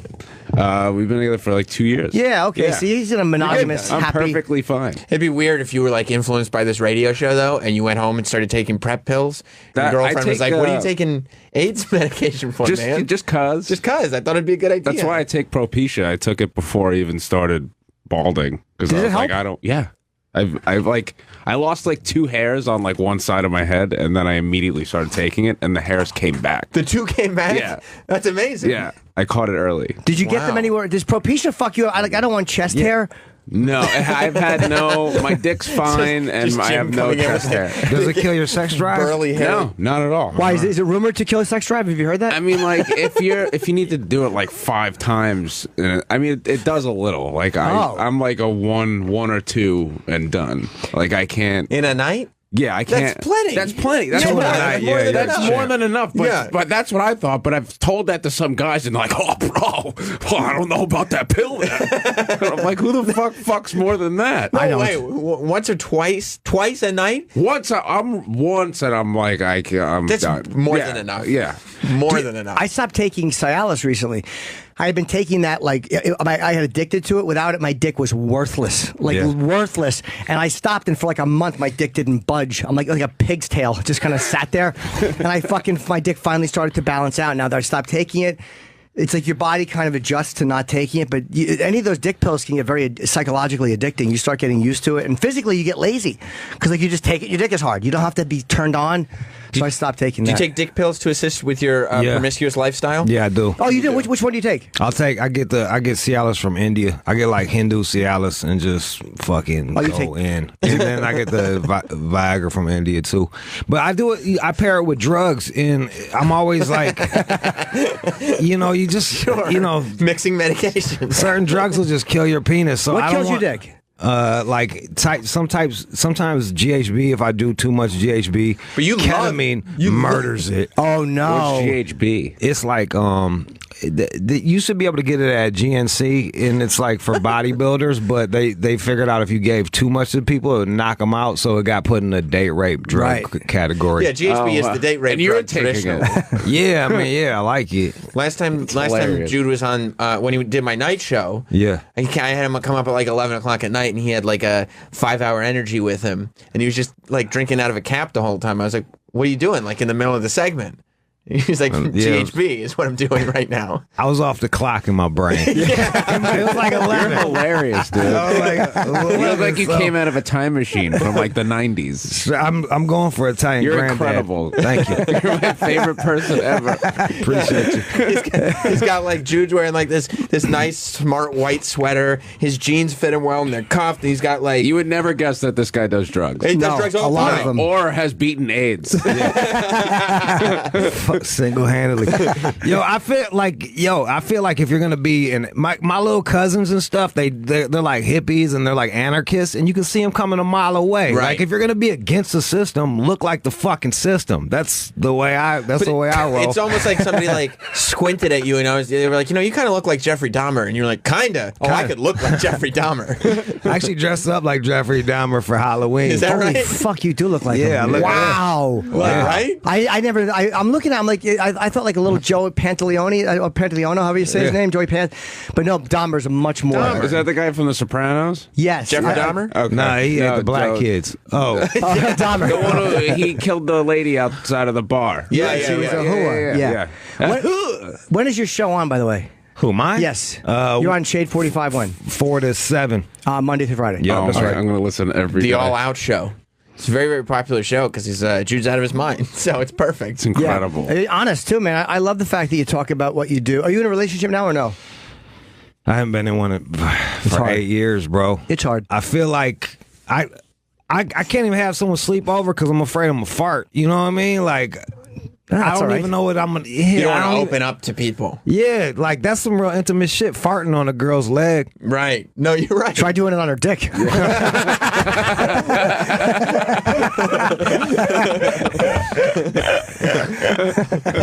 Have you ever dipped into the trans world at all? Nah, there was one time where I thought that I thought that I might have banged out a post-op Filipino, but it was like... You mean she wasn't Filipino before the operation? Yeah, she started off as Mexican, but right. no, I thought I was... She had real broad shoulders and fake titties when she was riding me, and like the pussy felt weird. It did. But I was just like, we've gone this far. Like you can't unring this bell. Absolutely. It's like if you're halfway through a meal, you're like, what am I going to do? Send it back? Yeah. We'll finish it. Right. Jim, you said you felt one fake vagina, right? I did. And felt it like felt was, weird. Yeah, and it was a weird instinct you have because it didn't feel like the way a pussy feels. It just felt different. And I can't describe how it felt. It was like drier. It felt like dolphin pussy. God, that's a fucking great description. Exactly. Like, it felt like a weird, like, right. It felt like a rubbery, like not.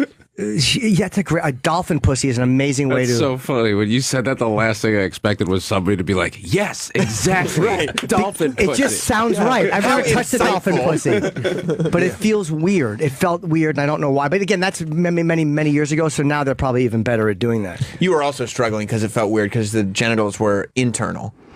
No, I was looking for a vagina. Oh yeah, no, I was looking for a vagina, and that one was just not. Did you see the sex robots that could apparently kill you? No. Is that right? They said that's the beginning of the end, man. They said that don't get the sex robots yet because they haven't worked all the kinks out, and hackers could hack them and program them to kill you, which I think is the saddest death of all time. You spent $2,500 and this thing bites your dick off and chokes you. Oh no. Yeah. No, I had no friends or no potential mates, and now the robot is killing me. Yeah. You know what that must do to your self-esteem when a fucking sex robot is strangling you? Yeah. Humiliating. No, I can't go back in the house. Why? My sex robot is in there and trying to kill me, so I just gave her the house. These look realistic, though. Yeah, I mean, they look realistic. It's fucked up. You ever do the pocket pussies? Like, they feel good, but then when you're, like, cleaning them out in the sink, it's the most depressing shit ever. You're like, what have I come to, man? Exactly. It's even worse when you're drinking it.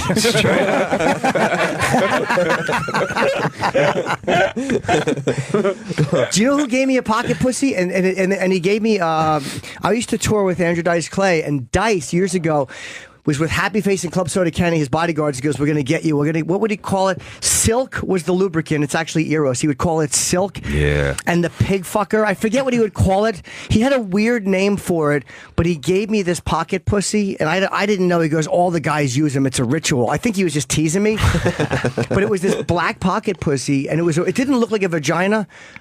But you'd put it on your dick, and it felt weird. And he goes, "Did you use it?" And I think they were just fucking with me. Now I was like, so happy to be touring with Dice. It's fucking 1998, 97, and I actually used the pocket pussy when I got home, and it was great. You liked it? Yeah, I forget. Club Soda Kenny will remember the name. I can't remember what he called it, but he called the lube Silk, and it was the best lube ever. It's a silicone-based silk. Amazing. Yeah, it's called Eros. Eros or Pure. And the PJR. other one is like water, so it gets sticky after a while. You don't like that? Astroglide's no good. Eros just goes, bro. Oh, you've used it. It's amazing. Yeah. Yeah, I had a problem with that for a minute. Now I'm on coconut oil. Do you like that? You just use like natural coconut oil? Yeah, I just get I pop popcorn with some of it, and then I jerk off with the rest of it. So Pete was saying like once or twice a night, and I love the way you're like once or twice a night. You're like looking around the room, like is that okay? Yeah. But like for you, one nut, bro. You're a one nut guy. One nut, and I'm done. Yeah. But I can hold for a long time. But like if I bust once, I'm done. Even the pills can't bring you back after that. I'm fetal position. It's over. Not even new pussy. New pussy can't bring you back? Nah. It doesn't. What is new pussy? Yeah, for me. Like, we're old, bro. Like, I just did SDR last night, and somehow what's SDR? Sex, drugs, and rock and roll. Oh yeah, Ralph Sutton's podcast. Oh, okay. On the Gas Network. And like they were having a contest, and somehow I ended up getting my dick sucked in the bathroom. What?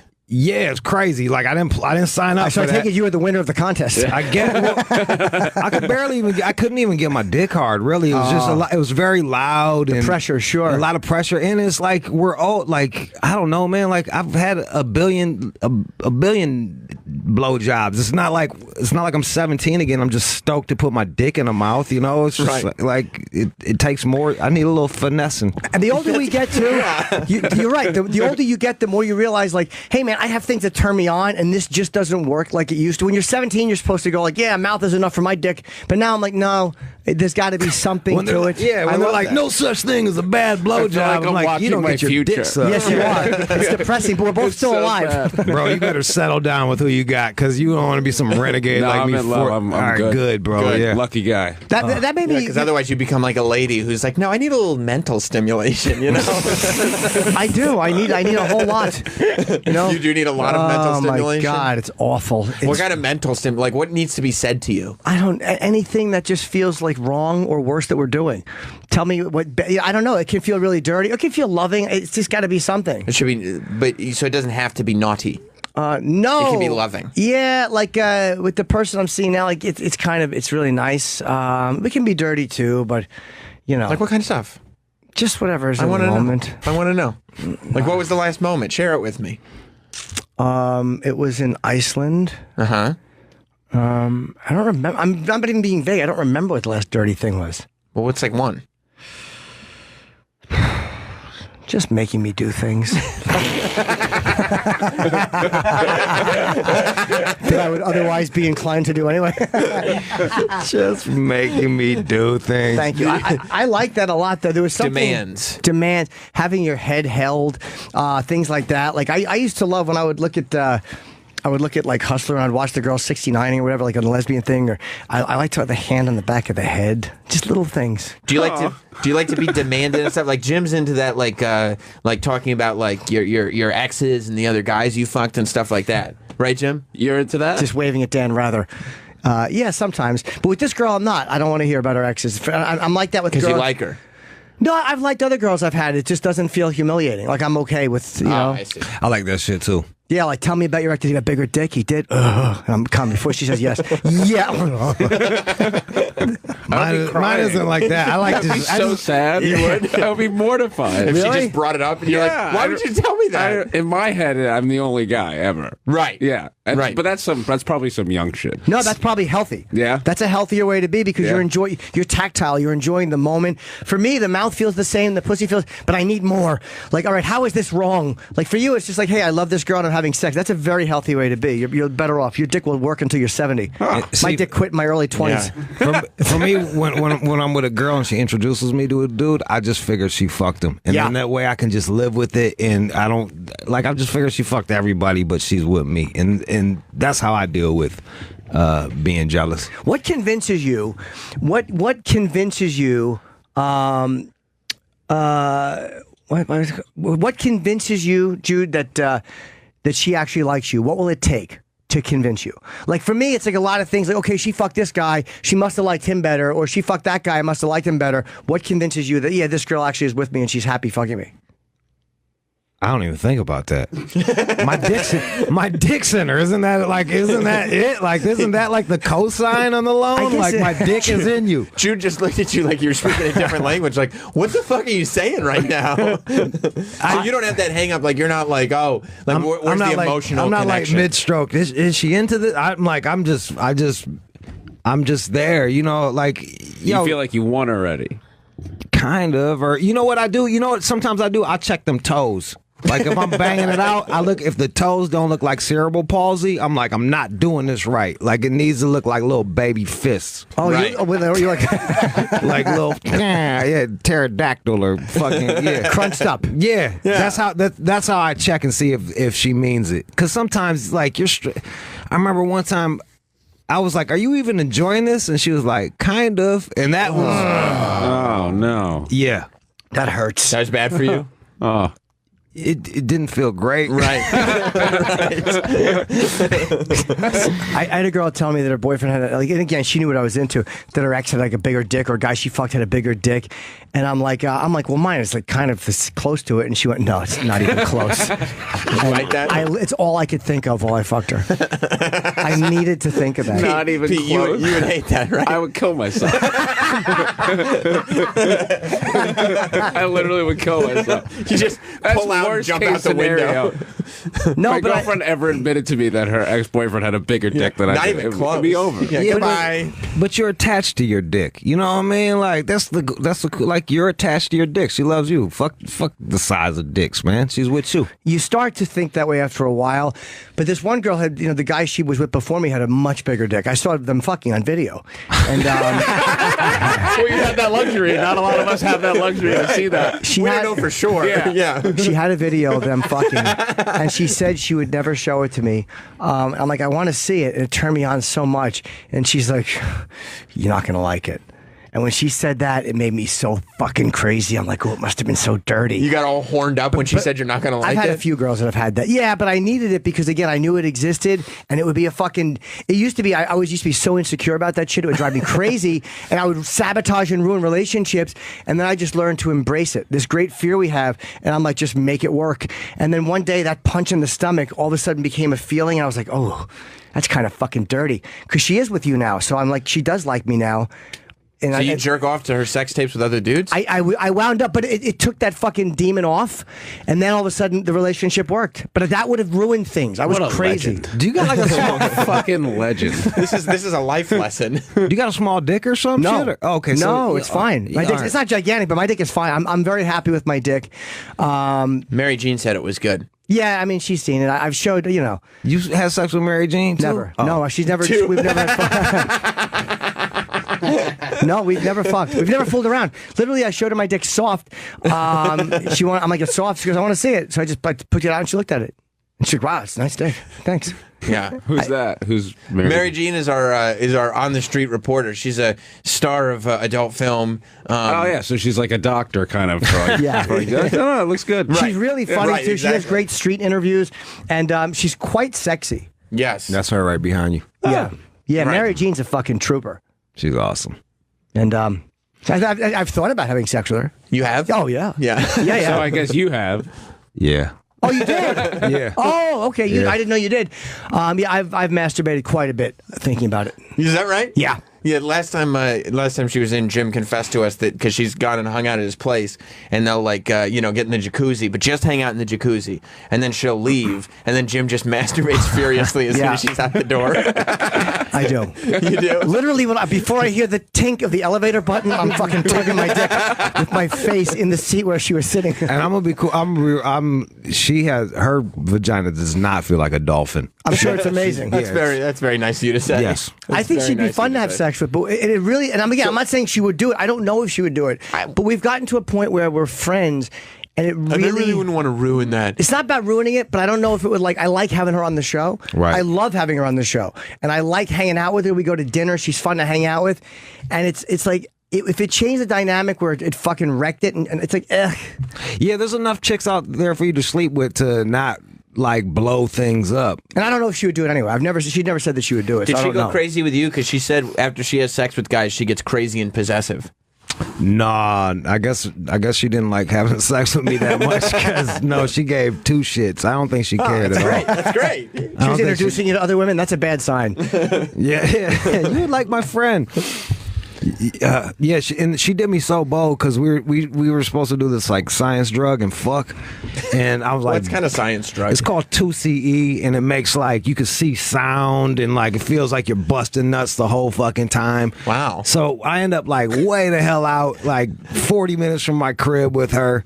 And I in LA? Yeah, and I ate the science drug, and I was like, "Do not eat anything." And she had Cheesecake Factory, and so I'm super fucked up, just wanting to bang, and it didn't kick in with her, and she was like, "Don't touch me, don't touch me." Oh, So I was no. like this fucking I was like this hornball in the corner, rubbing. I never felt more desperate in my life, and then finally it kicked in with her an hour later, and we got to have sex, but. Was your dick hard from this drug? It was hard from the Viagra that I ate. Oh, there you I go. thought I was going to have sex with her. That's the cocktail. Man, I felt like such a lame. I was like, I'll never do that again with you. No way, dude. That was very selfish. You ever take a Viagra, Pete? Or a dick pill? I don't think so. Yeah, young guy, you probably don't do it. Bro, I got him $15 of pop, bro. Holler at me. I love him. That's so cool. What is it? You got your radio show, you got your books, and you deal Viagra on the side. I'll sling dick pill. Yeah, you got to hustle, man. You got to hustle. No, you're right. I have a prescription for sale. I love it. But again, I haven't taken one in a while. I'm trying to balance my fucking dick. Does it make you last longer? Yes, it does. Or perhaps I should get on it. Viagra is really good, but Viagra gives you a headache, but it works faster. Viagra's in the pinch. If you're in the elevator on the way up and you're like, oh no, my dick is valueless right now, you pop a Viagra and you stall for a half hour and your dick is pretty good. But if Cialis takes usually the next day, it's a weird drug for me, a weird one. And all of a sudden you feel it in your back and then you're like, oh boy. My dick is phenomenal. I heard it's so hard it hurts. I heard it gets so hard that it can hurt. It can a little bit, Yeah. but there's no threat to it. You Excuse me, can it's feel not like a heartbeat in your dick. Yeah, it's good. It's a good pill. Yeah. It keeps your cock in great shape. Do you need more time on you? Is that the problem? Yeah, I would like to add some more time. What time? What are you working with right now? Well, here's the thing. There's been no problems. It's just I would like to do more. Just be a rock star. Yeah, I would like to feel very cool. Yeah, because I've been in a relationship forever, and I've told them I'm 7 minutes, start to finish, done. Yeah, and that's 2 or 3 times a week, 7 minutes. Yeah, that's the best. That's it. Yeah, we're good. You're killing it. But guess what? Because of that, I don't relate to what you guys are doing at all, because I get excited every time. It's the same vagina every time, and I get excited about it every time. When do you turn out when you're I get kissing? more and more excited. You're right, exactly. amazing. I'm like, oh my God, I get that because I sex love again. her so much. I Yeah. get so excited. I get excited too. What a healthy way to be. To associate those two things is really amazing. Yeah, it's great. It's so much easier than all you guys this are pretty nonsense. great too, man. I don't know. I would rather have love sex like what you guys got. I think that's awesome. But you get to have fun on drugs and stuff. That's cool Yeah, too. but then yeah, I guess. Because That's good. I'll bet because you've been having drug sex for 8 years. You said. Yeah, longer than that. Yeah, So you probably are just oh, those guys. That's different. I think Jim does that. That's different. I want the different thing. That sounds great. But if you were in a relationship for a while, you'd probably be remember how much fun drug sex was? I'll just find a chick that would have drug sex with me. Right. That's the key, right? And it was like love plus drug sex. That'd be fucking awesome. That would love, drug, sex. The love thing is, I feel very loving with this person. So it's like, yeah, with her, I kind of feel it. Like, will you say I love you when you're having sex? Yeah. Wow. Mm-hmm. In the middle of it? Mm-hmm. And it's wow. Do you talk dirty or no? You're not a dirty talker. Not yeah, really. No. That's the best way to be. It sounds like it's just. I feel like I would be embarrassed. Really? If I would feel weird saying, what would you say? Because I love her too much. Oh, you like this? Yeah, obviously. Yeah. I've been is that you like that? Yeah. I won't say that. I'm afraid of the answer. No, I don't even know. I wouldn't know what to say. When will you say I love you? Like in the middle of things or as you're getting closer? Yeah, we just both say I love you. Yeah. Wow. That's stunning. Yeah. I mean, but in a good way. Like, I would love to do that. Maybe I will. I had a girl tell me she loved me sexually. It was fun. It was fun, or did you feel the same way? Did you get freaked out? I felt loving towards her, but I knew we weren't going to date. This is a while ago. Wait, so you weren't dating her, and she just said she loved you while you were fucking her? Yeah, we had hooked up a bunch of times. And then she was like, I love you? Kind of, yeah. That's weird. I love you, puppy. Okay, so that's a little different. Yeah, now we understand what happened. That's a little different. Yeah. I used to do like this weird domination thing with this chick, and I'd be like, say you love me. And she'd be like, I love you. And I'd be like, I don't love you.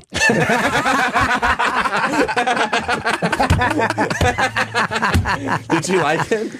Fucking turned her the fuck on. I think, but like it breaks apart. That'll break your brain after a while. That was like, yeah, that's hot. Yeah, we ended up having some problems down the road. Awesome. Well, yeah. You're so cool. Because there's probably some truth to that. Like you didn't love her. I didn't love her at all. Right, But she liked being an object. She liked being used to fuck. Like there was something about the mentality of just being used as a whole. A lot of people get off on that. It's just simple and base and animal. She was like a webcam girl, so like all these dudes was throwing all this money at her, dick riding her, and I didn't give, like I wasn't there to save her. I wasn't there to judge her. She could do whatever the hell she wants, and she didn't even love her. No, I didn't know. I was just like, yo, we here fucking, and like that's just what she needed, so I gave it to her. Like it's not. It turned me on that it turned her on. Because the other guys are probably saying, I love you, I'll take care of you. That's why are you doing this? Yeah. You're better than that.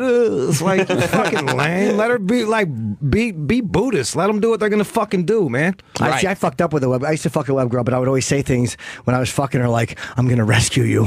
I just want to give you tokens and make you feel better. She probably really respected that. Yeah, she really did. I'm like, study to be a nurse. yeah, follow your dreams. I'll be there for you. I'll show you what a relationship is. Yeah, you gotta. I guess it was the difference from what other guys were telling her, and that is a lot of times what it is. Because no guy said that to her. I don't love you. Like that's a fucking hot thing to say. Yeah, I'd be like, I'm gonna fuck you and send you home, and you can go fucking get paid by them lames. And then she'd be like, But I think if this girl said that to me, it would bother me. Like I think the cuckolding stuff, and it's not that I didn't love the other girls who I did it with, but just the dynamics of this are a little bit different. Right. And I think if she said that to me, I'd be like, Were you in a relationship with the other girls that you did it with? Yeah, and some of them I wasn't, Like some of them I wasn't, but I still loved it. They were all, some of them I was very in love with, and some I had just dated and cared about a lot. Look at you, head over heels. Yeah, well, yes. Heels at shoulders, actually. Oh, by the way, Jude is promoting a book. So you're really a funny dude, man, and your radio show. We were hoping to have you on this channel. It's called Hummingbird. And now where can they get it? You are rude_Jude on Twitter. I'm going to order it right now. Signed copies of I'll Hummingbird. give you one, bro. I got a little bag right Dude, there. I will read it tonight. You are hilarious. Rarebirdbooks.com. Yeah, rare. Or just go to look, man. The easiest shit for y'all cats, because probably half y'all hate me anyway and shit. They're like, who's the fucking wigger? Well, buy the wigger's fucking book on Amazon with one click, and then you can see, I'm telling stories of people that don't really write books. Right. And by the way, when people say stuff like that, when they call guys wiggers or whatever, to me, if all I ask of a human being is that they're consistent, regardless of who they're with, and you're a consistent guy. Jude is the same guy on Shade. He's the same guy with us. Right. You are. This is who you are as a person. This is how you. This is not a fake thing. This is who you are.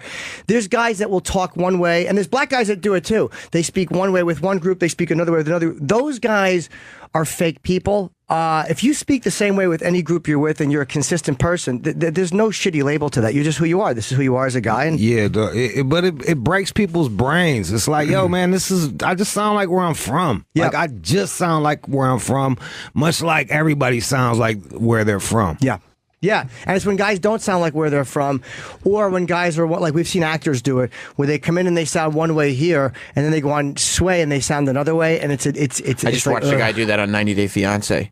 Did you really? It was so fucking bad. This guy was like, he had a Russian. He was the guy with the Russian mail order bride or whatever. That chick that I was Is that showing working you. out? Antifa, her name is, right? Right. No, it's not working out too well. Oh no! But he went to his black friend to get advice, and like all of a sudden he just started going, Hey, like, man, you know what I'm saying? Like it just ain't right. You That know? pussy I have, ain't lit, bro. I have a lot of white friends that like act a lot different around black people, or they'll just have a completely different opinion, and then if a black person says something different, they'll go like, yeah, exactly, yeah, exactly, that's right. It's like my laugh changes around black guys. I don't like that. What do you sound like? It's obvious. No, but it's insulting to the person you're talking to. Of course it is. Because it's like literally like saying like you'll relate better if I. So yeah. People that say that about you is just ridiculous. So I've had homies come out the closet and suddenly there's the swishiest talking. I'm like, where did this go? When did you get so sassy, bro? Well, that means the guy they were before that was the put on. That's where you're seeing the real guy. It's like they've taken off the costume, and that's probably who they really are. Right. Like instead of becoming this whole, oh my god, that's probably how they always wanted to talk, but they had to like to toughen it up a little bit so people would like them. We were just talking about people who do like fake accents around other people, and there's actually a clip that I thought maybe I'd share with all you guys. If you guys want to hear it, this is actually a friend of mine. He got around Ozzy Osbourne. Oh no! And my friend started speaking in a British accent for no reason. Just because he's obsessed with Ozzy. Well, I think this guy, in fairness, I think he's a good guy. I don't think so. I think it's just he panicked in a moment, and it happened. Let's get look at Ozzy. Ozzy Osbourne. How you doing, Ozzy? That's Anthony. Take a seat, my friend. Hello. Hi, guys. What's up, man? How you doing, man? Take a seat. How are you? You've lost so much weight. Yeah, Jimmy lost a lot of weight. Just going to the gym. Just going to the gym and eating better. Just going to the gym. Just going to the gym and eating better. Why you sound like Train Spotting? I'll tell you why that happened. And he put on an Irish accent for some reason. It was, and I wondered why. I didn't realize it until afterwards, and boy, did Anthony realize it. He was joking when he said, Ozzy Osbourne. I did it because I think I wondered why. It was more panic. Like my mouth was closed. Like I just panicked because Ozzy recognized me. I joked around and said, all I want is for Ozzy to remember me once. I always felt like he would never know me. And not only did he recognize me, but he realized I lost weight. I was blown away by the fact that Ozzy is my favorite person in history. Him and Richard Pryor, but Ozzy's my favorite probably person. And the fact that he knew I'd lost weight, it was literally nothing I had ever dreamed as a kid. That's awesome. But that freaked me out, and that's why I did that. I panicked. Here's what happened. You wanted to relate to Ozzy so badly that you started talking like him. No, it wasn't. I would admit if it was that, I would tell you, but it didn't feel like that. It was just a moment of panic. Because I've interviewed him before. It was more the shock of him knowing me. Was I forgot about that. Really bad. Yeah, but again, it's humiliating, and I have to own it. Did you? Is Hummingbird is it similar to Hyena in the sense that it's just like a collection of stories that are kind of about your life? It's not one sort of. No, it's a bunch of stories. Narrative. It's like 40-something stories. Sex and drug stories. A lot more drugs and a lot of like pre-puberty in like Pontiac, Michigan. So would you have to go back you're like, okay, this crazy shit is happening to me. I got to start writing about it. You start writing and then you're like, wait, there's like childhood stories that I haven't written about. The first book was all like crazy sex and shit, and then I was like, what's this next book gonna be? And I was doing ketamine on the couch. Sure. And I was like, Special K, right? By the way, also a great name for a book. That's right. Ketamine on the couch. And I'm like, and I'm fucking in the K-hole, and I was like, I was like, this book is Hummingbird, and it's not gonna be Hyena. And I got up and I wrote, like while I was high, I wrote a piece about I'm Italian, losing my nanny, her dying, and then my nunu end up about my nanny and nunu getting addicted to gambling, And then what's Nani and Nunu? Who's who? Nani's the woman. Nunu is the. And I'm sure I'm bastardizing it. Grandpa, Yeah. grandma, and grandpa. Like I wrote a story about them becoming addicted to gambling and then dying. And I was like, that's what this book is. And it's jokes and shit in there, Right. but it's Yeah, like, it's yo, real. Sure. it's just about it's about that real shit. Even that is addiction. So what's the editing? Anytime old people discover an addiction late in life, it's hilarious. yeah. Because they're going down the toilet fast. Yeah, you're like, dude, it's when they found them slots, I was like, it's a fucking wrap. Christmas was never the same, dude.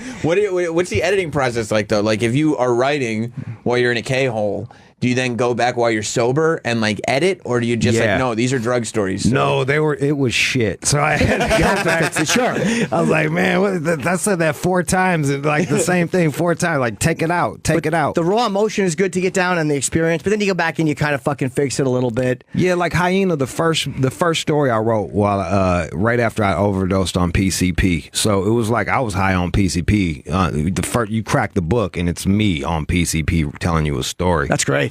Yeah. That's great. Because you're hearing something in a way, there's no way to capture that if you're sober.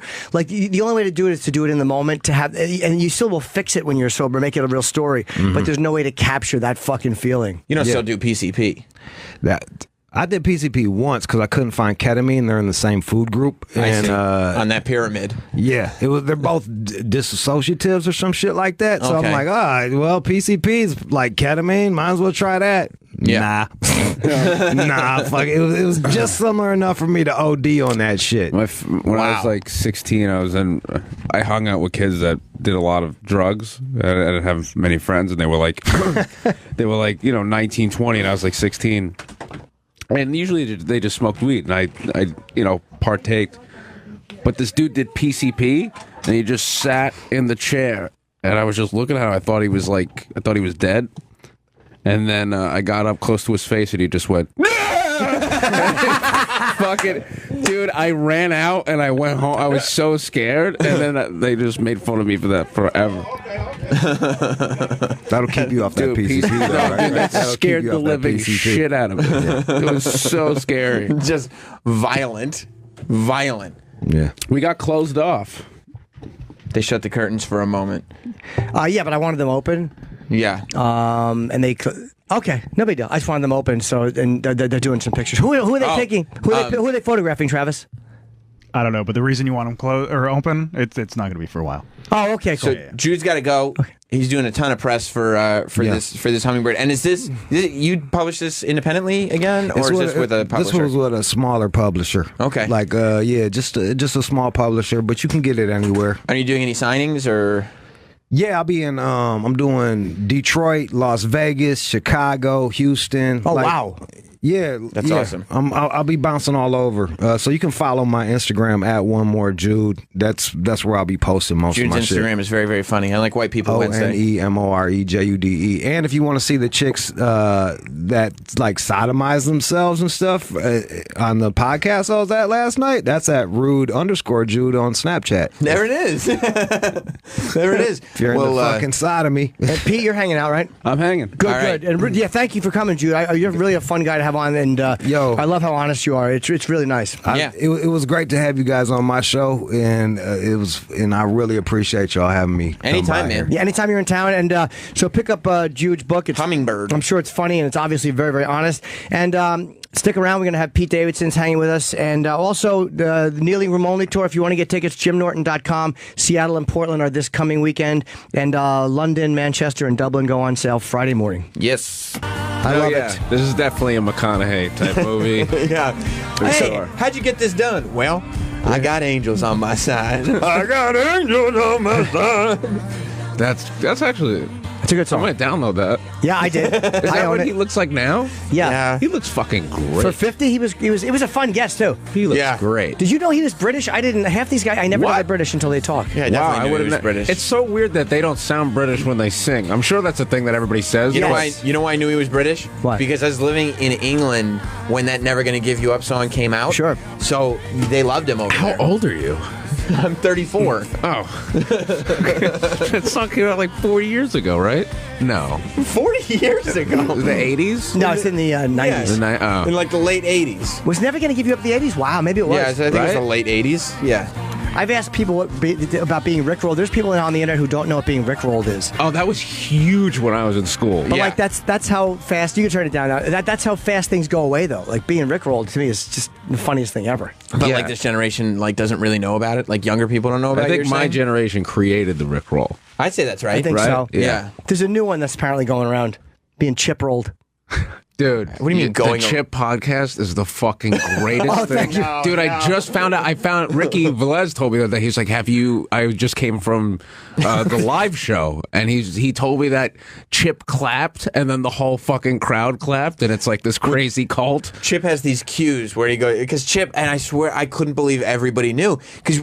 Hadn't Chip just thought of that like 2 weeks before? Yeah, because I was there when Chip thought of it. Dude. He goes like, Chip goes, they know what to do, and the audience is just sitting there, and he puts his mic in his lap, and he goes, and everybody starts clapping. Yeah, and then he does that, Dude. and everybody just stops, and I'm like, it's the it was the scary. best thing. It was scary out there right now. It's Thank you, man. so fucking funny. Thank you. I listened to all the podcasts in like 2 days. It's incredible. I think they're more fun to watch. We have it on YouTube. It's a lot of fun to watch. Yeah, so if you want to come on, you'd be a welcome guest on I the would Chip love to. podcast. Chip would enjoy the having you. podcast and the theme song's so great.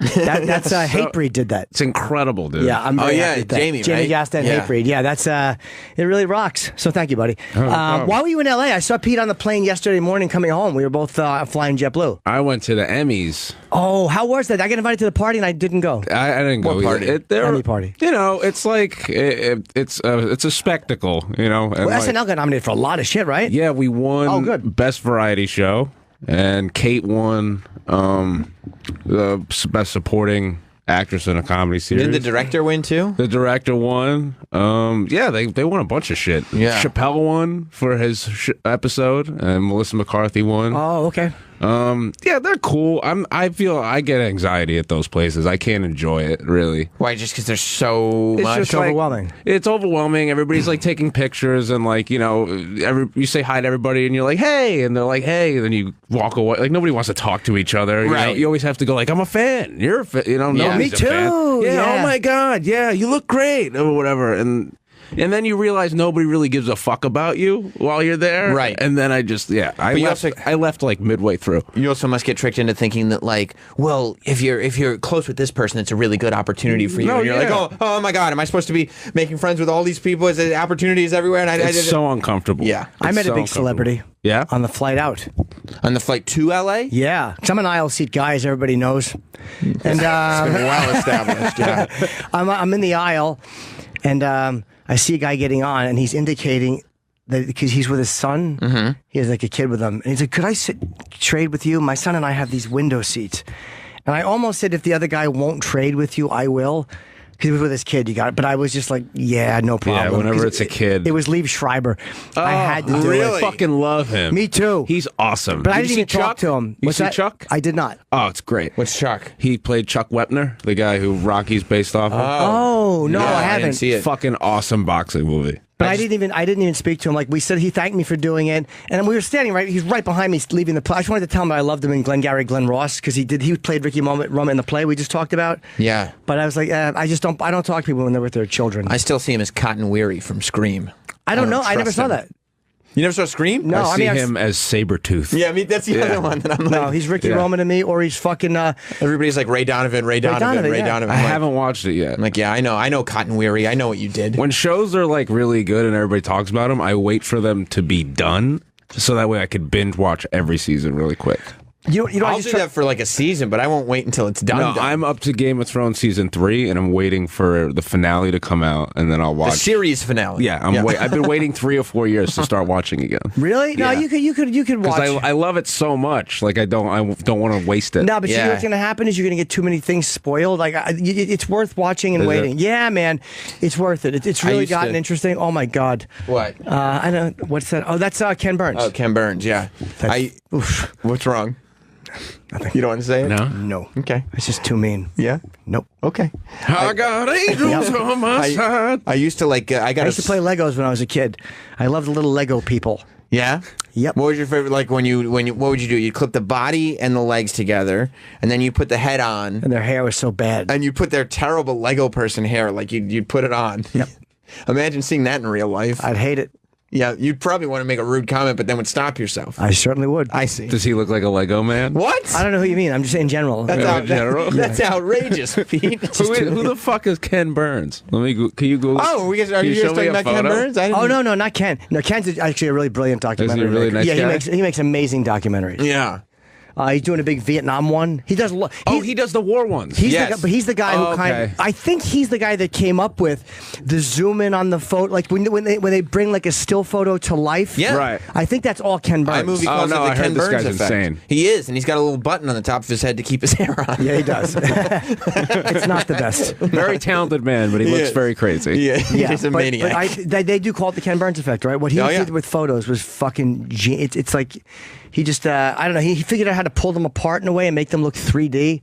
Does a really good job with photos. Yeah, that's sort of like zoom in and then zoom and move through the photo, so like this photo becomes motion picture. So you know what I thought of too? If I ever bump into Leave again, he'll know me. I'll be like, imagine on a JetBlue fight. You know what? That's perfect. Actually, he asked me to switch seats. Remember? Hey, can I switch seats? You remember that? Yeah. Because it was kind of a cool interaction.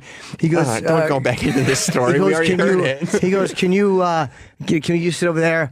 And I was like, "I'm like, yeah, no problem, man." But then I moved, and I realized I left my little pouch, my little fanny pack in the seat thing in front. So I was like, I got to get this. And he was like, cool, thank you again. I was like, no problem. It's not a cool story. I sat in the window. But no, here's the best part. I'm in the window seat. Funny that you're like, we actually had a cool thing after that. I had to go back and get my fanny pack. Yeah. It would have been a great story if I had a Liev Schreiber headshot in there and I just pulled it out randomly. But no, I was by the window and I told the guy next to me, like, I pee a lot, sorry. And then like 10 minutes into the flight, apparently one of those fucking middle seats is open in JetBlue Mint where there's no one next to you. I didn't know that was open. Oh, they're incredible. The one-person suite. Pod. Yeah. And someone probably didn't show up, so all of a sudden the guy next to me moved into that. So I was kind of crying that I didn't know that was open, but then I had the whole row to myself. So it didn't matter. That's where I was able in one of those. Cool story, right? Dude, that thing so has that thing has a fucking door, dude. I know. Door, and they knock on it while you're in there before they like ask you if you want it. Yeah, they could look right over though. They could look right over and see. They could look over. Yeah. That's the one. When I was in one of those pods on JetBlue Mint, that's the only time I've ever had like regular sleep on a plane. Not like plane sleep, but I just went to bed. Went to bed before even taking off. Absolutely. Yeah. It was great. I had a weird dream last night. Fuck. Yeah? Yeah. About angels being on your side? No. God damn it, I don't remember it. I remember it when I woke up and I was like, that was a fucking weird one. I had a really creepy dream last night. What was your dream about? So my girlfriend was taking a bath, and then this guy just walked into the bathroom and then just started like splashing like water on her, and then started like washing her, and then I got in the bathroom in the bathtub and punched him in the face. And then I woke up. Why'd you punch him? What kind of good cuckold are you? I was furious. You do not like the idea of your lady giving any other men any kind of attention. No, I'm very protective. Very protective. Very insecure. What are you trying to help her? I'm very open about that as well. Right. Like I'm like, hey, I'm like super insecure. Like if like this will bother me, I'm just gonna let you know, and I'm gonna tell you that it'll bother me. Does she ever get bothered by your jealousy? No, I don't. I think it's validated and understandable, especially like people in the business. Right. When you're doing like it's a different type of relationship. Yeah. You know, it's like everybody knows. So I think it's really easy to be insecure. So as long I was very upfront with it. Well, has anybody done anything that made you insecure? Like, did anybody say anything that you're like, whoa, that bothered me a little? And she was like, oh, he didn't. Well, not really, but like I'm aware that she's really hot. Yes, because like you know, dudes will be like, oh, fucking, and I'm just like, yeah, it's but fine. you know, It's fine. but, yeah, okay. So have there been any like celebrities that are not like crossing the line but paying attention to her, and you're like, what's going on? There's a couple creeps. There's a couple creeps, but nobody. Everybody's been pretty respectful. But like you know, I'm just always watching. I'm making sure everything's chill. Oh, you've got a couple. Now, when you said they were creeps, how are they creeps? Do they know she's your girl when they're creeps? There's this one guy that knows he knows me, is friendly with me, right? Follows her, knows we're together, and likes all of her stuff. And he's like, that's creepy. He's in his mid-40s, and you know, is he in the business? Yeah. Okay, yeah. Everybody could probably figure it out eventually. Tweets and yeah, figure out who's liking everything. And he's hot. He's a really hot guy. He's in his but he doesn't 40s. like your shit. And he's mid-40s. No, Do you talk about me? no, no, I have no problem. You could write I can't wait to fuck you on her photos, and I wouldn't. Be, No, I would never like my friend's girlfriend's photos. But No, you said hot, I think that's a creepy thing to do. Like if I have friends that like she'll post like a bikini photo and they'll like it, and I'm like. Yeah, just put like the little flame emoji. Like, what are you doing, dude? Yeah, or they'll be like, "You look good, girl," and I'll be like, "Oh, don't fucking do that." Well, why would you do that? And how about they like a picture of you guys together? Oh, that's fine. Okay. Right. Yeah. That's What if they cool. like a photo of you guys together, but then they tweet like, "Oh, you look so hot" to her, but nothing to you? That would hurt my feelings a little bit. Yeah, with girlfriends, man. Anything shady with the girlfriend, like of a friend, fucking beat it. No, yeah, because it's like You you're can so, tell right you're away so that energy, vulnerable right? to this person. Like this person knows everything about me. Right. All this, so it's just it's like it's your best friend. So it's like Have you been in a relationship that's this serious before? No. So this you're- is so this is the only serious. This is as far as I'm concerned the only person I've ever been with. So this is like that's even a bigger deal because it's like you found this diamond in the rough person. That, Absolutely. Like, yeah, It's terrifying. It's great and terrifying at the even same after time. 2 years, it's still terrifying. Yeah. Have you crazy. thought of marrying her? Yeah. See, and Have you how old are you? proposed? 24? I'll be 24 next month. See, Pete being a young guy and being so happy, that kind of encouraged me. Like, you look at your friends who are doing well, like all my friends are married. You're in a long-term relationship that I'm like, what am I doing? Like, it makes you want to, it kind of looks appealing to be in one. Have you proposed? And she's like, relax, Pete. Like, No, we talk about it sometimes, but Just as like a concept. But I know I will eventually At some point. Yeah. Do you guys argue? Sometimes, yeah. But when you argue, and I'm trying to do this too, Anytime we argue, immediately after we're like, that was stupid. but you don't insult each other when you argue. No. Like you don't call her names or any of that stuff. No. That's better. That's a healthy way to do it. Yeah. Jessamy literally, like, on the way out the door this morning, she said something that Did she say something like, and don't let it hit you where the good Lord split you? Yeah, she always says, like, really, like, just uproarious stuff like really, that. Jefferson. Listen to Jeffersons. It's great. Yeah, but I think it's healthy to fight. Right, like- because if you're around each other all the time. Right, it's dishonest to not. Yeah, it'd be weird if you didn't fight, even just to get one out. Yeah. So that way you have a while before your next one. Right. Do you know who gave me good advice about the person? My mother. She said, you have to fight with her first. You have to see how you fight. You Right. have to see how you argue. And that's important because you're going to argue. And mother was right again. Yeah. It's important. Yeah, she literally, Jess, on my way out the door said something annoying, and then I reacted annoyedly. What did she say? I wish you were anyone else? No, that would be way more than annoying. She was like, get a fucking haircut. Yeah, no, nothing nearly that hurtful. But I mean, I don't know why you would. What else? Go there. What did she? I'm just curious what I would say. If No, I was it was just something annoying. Not like she didn't take a shot at me on the way out. What was annoying? She was just like something she had to deal with, but she did it in an annoying way, and I was like, "That's annoying that you did that." And she was annoyed that I said that. But then by the time had driven into the city, she like texted, and I was like, "She was like, yeah, I'm sorry I did that." And I was like, "Oh no, don't worry about it." And But do you ever apologize first too? Are you ever like, I'm sorry? I rarely am in the wrong. I can't see you being the guy who's because I'm not wrong often. No, I disagree with that. Sam doesn't apologize. Sometimes you have to. Well, if I'm wrong and I have to apologize, I have apologized. He's like Fonzie. Yeah. But I don't apologize often. But I don't like apologies given to me either. Very much. Like, I don't like it when people apologize. Why? I just think it doesn't mean anything. That's not true. It can. Sometimes it doesn't. Though. There are times where it depends on what the I think motive you can is. tell if a person is sorry. Like, you can tell through a person's actions if they're sorry or not. And kind of, if you trust a person, go from there. Like, I don't need you to say, like, oh, I'm really sorry. Like, yeah, I know you are. Sometimes it's nice, though. Like, if I'm a little unreasonable, I've actually go, look, I'm sorry if I came off like that. Like, and I know it means something because then people are like, all right, I wasn't wrong to think that he was being a little. It's nice. I think it's very sincere if you mean it, and people appreciate it. I will, on the occasion, admit flawed behavior to Jess. On occasion. Not to sound like Troy thinks Sam doesn't apologize because I'm not apologizing to Troy. Like, I would ever sit there and be like, Troy, let's really talk about our behavior today. We don't have that type of Troy, do you think that Sam owes you an apology for something? No, not at all. You can say it. No, he I owes don't- me an apology. I don't think For he- what?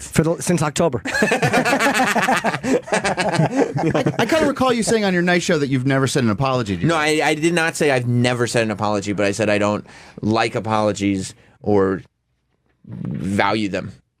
If they're insincere, I don't. You're right. But if a sincere apology is nice, sometimes it's nice to hear. I'm sorry. Yeah, it's nice to be like, hey, I was kind of a dick back there. Right. And I know I was wrong, but if you're just like, hey man, I'm sorry, it doesn't really feel like. And then you just do it again. Yeah, you have to kind of explain why you're sorry. Yeah. Because so often people like apologize and then they do the same shit again. That's one. And I'm like, don't waste my time with the apology. You're just doing it like you didn't. If you're sorry about doing it, you wouldn't keep doing it. I'm annoyed at a friend of mine. I'm not going to say who because it's just too big of a thing. It's Bob Kelly, obviously. But I'm really annoyed at this person. Like it's one of those things where I'm almost like I've been friends with this guy a long time, and I'm willing to not be friends with him, even though I love him. I love him. Oh, those are the worst. But can you say why you're annoyed, or no? It's just too. And again, I hate being vague, and I apologize for doing that. Like that's an apology that's sincere. Yeah, we'll figure it out if you said it. But because it's a whole thing, and it's not anything that I think he did to be hateful, but it was kind of a little cunty. And the more I think of it, the more annoyed I get. And then he did something else that was kind of cunty. Is he admitting to doing this stuff? I don't think he understands that what he's doing is like I'm gonna like I'll just cut you out of my life, and I for real will cut you out of my life. But I don't expect you to give a fuck. Do you give a warning? No, just out. But I'm like it's like when you know people, it's like I don't even know if he's interpreting it like this. Like he could have no idea. He could have no idea. But it's like doing something that's like, no, man, it's just, to me, it's not, it just makes me not want to be friends with the person, like, or not associate with him. Right. I don't want to punch him in the face. I'm not physically mad at him. I'm just like, no, I don't need you at all. Sometimes you also, and if it's like a friend that you can, like, you don't want to do that with your spouse, but like sometimes you see behavior that you're fighting about and you're like, oh, I didn't know that you were the type of person that does that. Like, I don't need an apology. I don't think I'd want to be friends with you anymore. Like, I just don't want you around. No, I would like, I don't expect an apology, but like realizing like, yeah, that was a little fucked up. Okay, I do understand. Just admit what you did. Yeah, and then and then look at things a little bit differently. But if you can't do that, I'm okay with piecing out. Yeah, I've thought about that a lot lately, and I'm like, there's certain things now I'm just willing to not be friends with somebody. I just started doing that. I just started cutting people out. It's great. Yeah, I feel like I just started maturing a little bit. Well, because you just always want people to like you. Yeah, and you especially in this.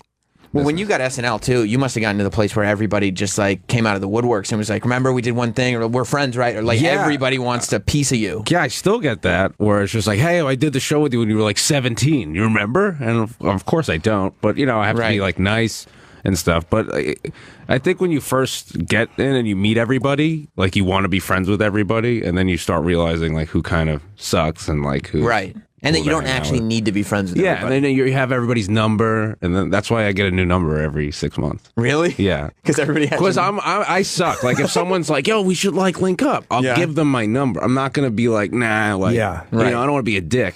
So every 6 months I just get a new one, and then I text everybody. That seems like such a pain. Why can't you just give them an email? Be like, "Oh, email's better." Because I have the same email forever. I don't want to like fuck that up. Why don't you get a new email that's your burner email? I feel like that. Oh, that's actually a great idea. And just be like, just give people like, actually, email's better for me, and you can give them this email address that you don't give a fuck about. That way, you don't have to keep changing your phone. Some number. Dudes don't. Is that even why have you a change phone. your number? Yeah. I saw he texted me. He got a new number. Yeah. Why don't you just block him? Put him on silent. They'll never know. Yeah. I don't know. Is it that annoying? These people texting you, or do you just? I just know how I would feel if like I found out that someone blocked me. Right. Because like if someone's like, I'm like, oh man, I got a new number. Like you'd be like, oh. Cool, thank God. And then like, he doesn't hate me. You know? You're like, no, deliberately every 6 months because of people like you. Yeah, but every 6 months. So what happened? Somebody was really blowing your phone up? Yeah, it was just like I would get just like 20, 30 texts a day that people I don't really talk to or have anything to do with, and it's just like it's exhausting to read. Yeah, like anytime you do anything, or like they'll be like, hey, like even just like, hey, congrats, you're the man, blah blah blah blah. And you like can't be the asshole who having 40 of those, I have to respond to 40 of those. I've never gotten one. No. Accomplishment? No. Oh. No, never gotten a congratulations. Never got a congratulations text? Oh. Congrats, you're the man. No. No, that's too bad. No. I've gotten texts like, they look like a tough crowd. It is annoying. I know what you're saying. That you realize how many people have your information, and you're like, what the fuck am I doing? Yeah. Way too many people. It's just exhausting. Yeah. It's not personal. It's just, it's just too much. Yeah. I don't know why. But you should just do an email or something. I should do an email. Change your number every 6 months is absolutely insane behavior. Yeah, it is crazy. insane behavior. It doesn't make any sense. I just kind of you guys kind of just made me realize. Yeah, I mean, it really complicates your life. Yeah, because then your friends don't have your number. Yeah. I didn't have your number. Yeah. Been texting you for a while. Have you? I think I did send a few Pete Davidson texts. Let me see. I probably did. The old number is the 5591. Hold on, Or man. we'll go to like Roland and be like, Pete hey, Davidson Pete wanna come 2016. and- Hold on. Does Pete want to come do the show sometime? And Roland's like, yeah, I don't know if I have his number or not. Oh no. The last text between us was actually one you and I were sending back and forth. And then okay. So but there are people that you send text to and you don't get a response. Like, I didn't have a falling out with that person, so maybe they changed their number. You're talking about Ozzy? Yeah. No, I understood. Do you have Ozzy's number? Yeah, I think cool. so. That's cool. But he hasn't gotten back to me. I have friends like that I'm obsessed with that like sometimes will not respond. I've And only then sent I'm them 2 texts. And then I'm like, oh my God, they hate me now. It's the worst. I kind of never want to meet anybody I'm really, really into, be like I'm a big fan of, because the fear that they won't like me, and then I can't enjoy that work. Right, or just like shake a hand, take a picture, get at. Hey man, you're incredible. move. Love your Yeah. stuff. Get the fuck out of there. Right. Oh no, I'm a big fan. Like we should exchange numbers. No, fuck. No, you can't ruin this for me. Yeah. Who was one that like that you were like, oh shit, like I'm texting with this person now? I became friends with Kid Cudi, who's like sure, DJ. He's I think the coolest artist out there ever, and I've been a fan since I was like So when Kanye was shitting on him, were you just like texting Kid Cudi being like, fuck that guy? No, I just like, I try to stay out of his business and not bother him and be very grateful anytime that we get to hang out. Yeah. Because I am a fan of his work, so I still kind of want to just like... Well, what did he do in your special? He like introduced you, right? Or he played the music? Wasn't he there? No, he did a promo for my special. Oh, okay. But I think he's directing the next one.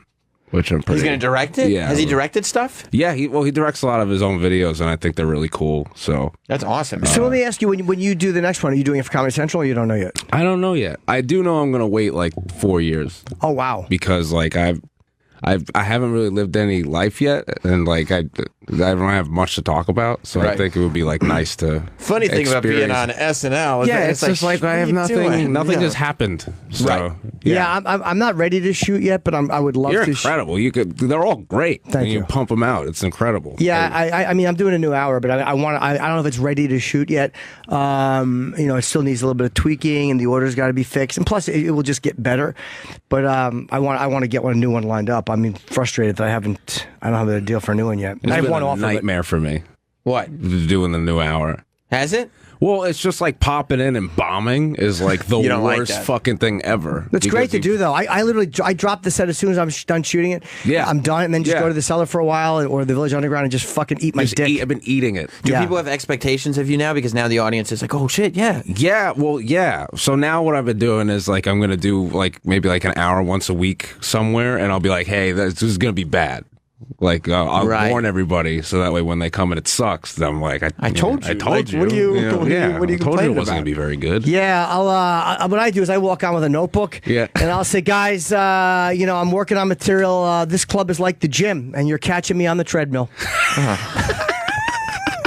Do people really dig that inside perspective? They love it. They're like, this is real showbiz stuff. That's cool. Hey, speaking of showbiz stuff, our pal trying to blackmail Kevin Hart, this woman. Yeah, we didn't get to talk about that yesterday. Trade but, for $10 million. It's like 10 million. Is it out? What happened? Yes. And do we know for sure it's a woman? Yeah, why? I mean, because some people because they didn't know who it was, so it could have easily been a guy who's got somebody's Is this iPhone. the chick from that video that came out in like July? The FBI knows who. Oh, you mean it was a woman that he was with? But you mean was it a guy trying to blackmail him Right, with they the don't know info? who's blackmailing That I don't him. know. Yeah. We have Kevin's apology on Twitter. Instagram to his family. Yeah. That's so fucked up that he had to do that. He like I guess this person was shopping Vegas. this video around that had him like it wasn't like a full on sex penetration video Because she hooked up the iPhone a certain way, so because Kevin's smart, so this was she probably put the phone in a way where she could catch certain things, but Right. not everything. But you could tell. I mean, apparently you can tell it is what it is. The video's not out. If it's a short guy with a giant dick, it's probably him.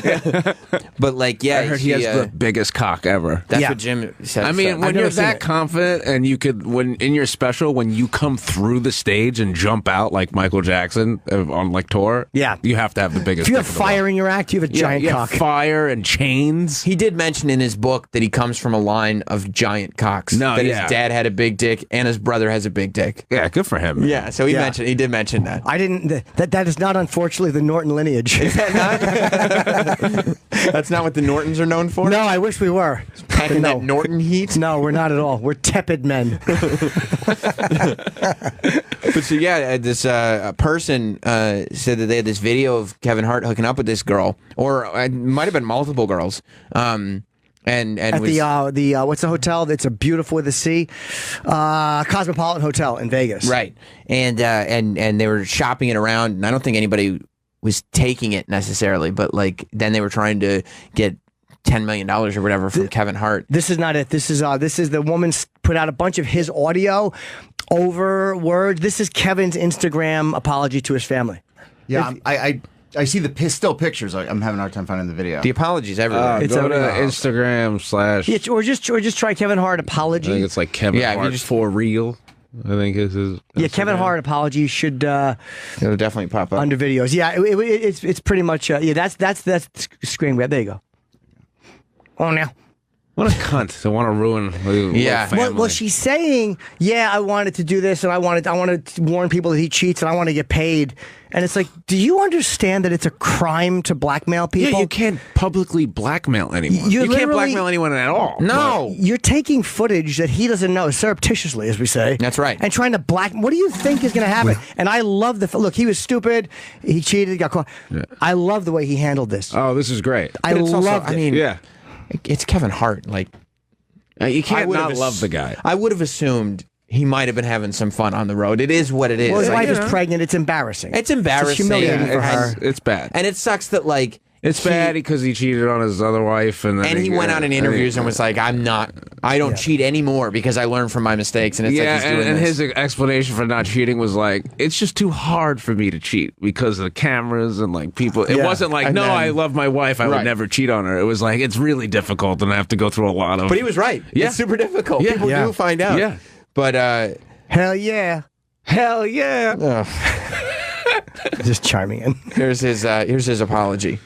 I'm at a place in my life where I feel like I have a target on my back, and because of that, I should make smart decisions. I feel like that And during sex. recently- Oh, because of where the load lands. I was gonna do a chip joke, but I stopped myself. Go ahead, fucking do it. You have a Walmart on your back. Fuck yeah! How about a Bradley's? Troy, name Or a one. Kohl's. Fuck yeah!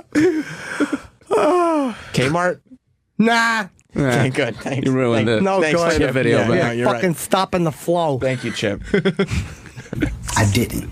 I'm not perfect. I'm not going to sit up here and say that I am or claim to be in any way, shape, or form. And I made a bad error in judgment and put myself in an environment where only bad things can happen, and they did. And in doing that, I know that I'm going to hurt the people closest to me, who I've talked to and apologized to, being my wife and my kids. And I just, it's a shitty moment. It's a shitty moment when you know you're wrong, and there's no excuses for your wrong behavior. At the end of the day, man, I just simply got to do better. But I'm not going to also allow a person to have financial gain off of my mistakes. And in this particular situation, that's what was attempted. I said I'd rather fess up to my mistakes. Good for him. That's exactly it. That's what happens when you try to fuck somebody publicly. Yeah. So he has to go through the embarrassment and deal with the shit with his wife. Yeah, but at least he doesn't have to do like a second tour. Yeah. To, like, make that money Second back. tour, second night in a venue. Or fucking Think Like a Man 4 or whatever, you know? Kevin could cover that easily. But the bottom line is, I hope this fucking person goes to jail. No, Like, it's nice to see that. It's a crime. Yeah, it's awful. Yeah, she's the villainous party here. Or like, she's the shitty person. I don't know if it might be a guy that she knows doing it too. True. But look, it's Do you not think nice this to hurts cheat. him? And I don't think it does in any way. No, I don't think so. Tickets or Nah, nobody movies. gives a fuck. Nobody gives a He's shit. a comedian. He's not a he's social not a activist. politician or anything like so. It doesn't matter. He's not going to be able to put like lovey-dovey photos on Instagram for a little a while. long time. But other than that, he'll be fine. People Yeah, she could comment ruin my marriage. with the L. Yeah. taking a loss. Yeah, I mean that would. They said her name is Montia Sabag, Sabbag. She's 27. She's from Long Beach. The first frames. Are they showing any of the video or no? No. Okay. Cat Williams set it all up. Yeah, he probably did. Trying to take him down. Yeah. Get him. Yeah, get that little motherfucker. But yeah, so I don't know. It's just shitty to do to people. You have to watch. And again, it's all right. He's cheating. It's not nice. But when you purposely are going to videotape a guy so you can try to get like, what the fuck you do? I mean, I'm super careful of that. But who gives a fuck? No one wants to see me videotaped. If anything, he'll be able to like just turn this into like his like. He's gonna recover from it and his like rejuvenation or whatever. Yeah, you know what I mean. Like new he's material. Now everything you Google 5 fast facts you need to know. Who fucking cornered that market? Every single thing that happens now, there's 5 fast facts. Oh, that's his wife. His wife is really pretty. He recovered from his DUI. Oh yeah, a few years ago. Did that even happen? Right, like, that shit was gone. And he goes so quick. Well, he's honest though, Kevin. Again, he's a fucking flawed person. He's a comedian. Yeah, he's not some social activist. So good, no one gives a fuck. I interviewed him right after that, and like I had so much respect for his answer because I was like, you know, I was asking him about the DUI, and he's like, no, I learned a really important lesson from that. And I was like, what was it? And he was like, get a driver. Yeah. And he was like, that's it. Like, now I got a driver, and I can drink, and I got a nice car, and it's perfect. Everything's good now. Yeah. I don't want my life spoiled by the drink. Yeah. It's good, right? It's a good way to say it. No, it isn't. Why not? It sounds so stupid. No, it doesn't. Yeah, it's just trite. You sound stupid. Well, maybe some, but not trite. Do we have to break? It's fucking 10. Travis, how are we doing? No, we don't have to. No, just go to the end. Oh, we can go to the end. Okay, cool. Because we're trying to get Marilyn Manson. I don't know if we're going to get him or if we have to pre-tape him. Because he did Howard and then he's doing music channels. So if we can get him, that's great. I didn't know he was in the building. But he's awesome. Do you guys know if he really took out his rib to suck his own dick? That's a great question. I don't know. An urban legend? If we get him in here, you can ask him. I heard that when I was like 8 years old. I heard that growing up, too, when I was in school. I never heard that. I definitely heard that. Wow. Yeah, I was told Sierra had a penis. I heard that, too. Yeah. You know how much money I spent on her music? That's honestly, when I started saying that Dennis Falcone took out his bottom rib so he could suck his own Falcone, dick. That poor guy. I got that. I started saying that because in my head I was thinking of the Marilyn Manson rumors. Yeah. Absolutely. Absolutely. Like, the thing about that rumor is, like, because it's him, you kind of do believe it. Yeah, I could buy it. I could buy that. Yeah. You know? And honestly, because it's him, I'd be like, I want it to be true cool. as well. I think do it's sick. too. Yeah. Yeah, I think it'd be cool if he did that. Like, it's Marilyn Manson. That's Marilyn Manson. Hey, man, it's rock and roll. Yeah. You know? I'm sorry. Yeah, I hope it's true too. So when does SNL come back? The 30th is our first episode, and we got Ryan Gosling and Jay-Z. That's fucking awesome. Sick, right? Yeah. Have you had those guys been on before? Jay-Z, no, but Gosling, yes. I mean, in my time, no, but he has been on the show. So are you going to try to write something for Jay-Z and yourself?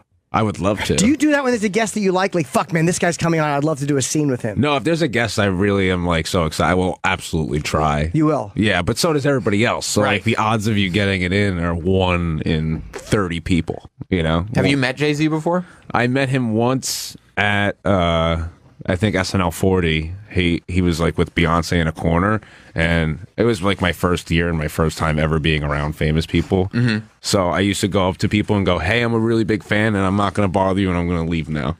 So I said that to them, and he was so nice, and he was like, "Thank you, that's very cool." And I was like, "Thank you for not bothering him." Yeah, probably. It would have been great though if he was like, "Thank you, that's so cool," and you're like, "Oh man, you really think so?" Yeah. You just started hanging out and talking. Yeah. Just sat down and chatted with him. Yeah. Yeah. Some people are unreasonably rude, like as performers, but other times it's like, hey, guys with his kids are trying to eat. Just say hello and fuck Right, off. yeah. That's a nice way to do it. I think he's an incredible businessman. Yeah, he's a smart guy. He's not a incredible. businessman. He's a businessman. Yeah, he's so smart. What? You don't like it, Sam? That I fucking know all the lingo? You don't know Sure I do. all the lingo. Sure I do. You don't know it. No, yeah, you're right. I don't know what that's in reference to. Yeah, exactly. I know. Tell me, that's so cool. You and Club Soda Kenny do that line. Yeah, we know the fucking. How is he? He's great. good. He's the best. Yeah. We know the. There's a lot of people. You know that guy's never going to change. Club Soda? Yeah, Never. He's just going to be that forever. Hello, Pete. Hello. Yeah. It's like the operator voice. It's just the same. He's every time. incredible. Every time. Such a good guy. Yeah. So are you going to try to? Are you better about approaching people now? No, I think I got worse. Really? Yeah, because now like I will be around them again, so I don't ever want anybody to hate me. So I pretty much don't say hi to anybody. They're not gonna hate you. You're a cast member though. They wouldn't hate you for saying hi. I'm just terrified. I used to be like that. I still kind of am like that. But then people think you're standoffish. Yeah, They're like, oh, I've gotten that. People have been like, "Hey, I heard you're like kind of weird." Like he's a dick, right? Yeah, And you're like, what? It's so I fucking hate this shit. Yeah, it's so difficult. I know. It's so difficult. I know. I just want to be an insecure, quiet person. Is that okay? Like, and the only time I can talk is when I'm on stage. Is that fine with everybody? And other than that, there's a little dark room for me to sit in. Yeah. And you just tell me when it's time to go on stage. Yeah, that's it. That's fine. Yeah. But everybody thinks you're an asshole. Some people are incredible at it. Like, what? Like just being like, everybody like my buddy Gerard Carmichael. Everybody fucking loves him. He's insanely good at, good. He has like dinners and like, everybody loves him. He can talk to everybody. It's like, like he'll throw a dinner and stuff like that? Yeah, he's just like, everybody loves him. Who's that? Gerard Carmichael. I'd be terrified to throw a dinner. I've never met one person that isn't obsessed with him. You should be terrified to throw a dinner. You have no like. I'd be so scared that nobody would come to my dinner. Well, you have no etiquette. You have no idea. I would come to your dinner. Jim threw a party. I did a great job. I heard you threw a party. He threw a party over the summer. He invited all the staff, and like he was super worried that he didn't have enough chairs. So he went to like Home Depot.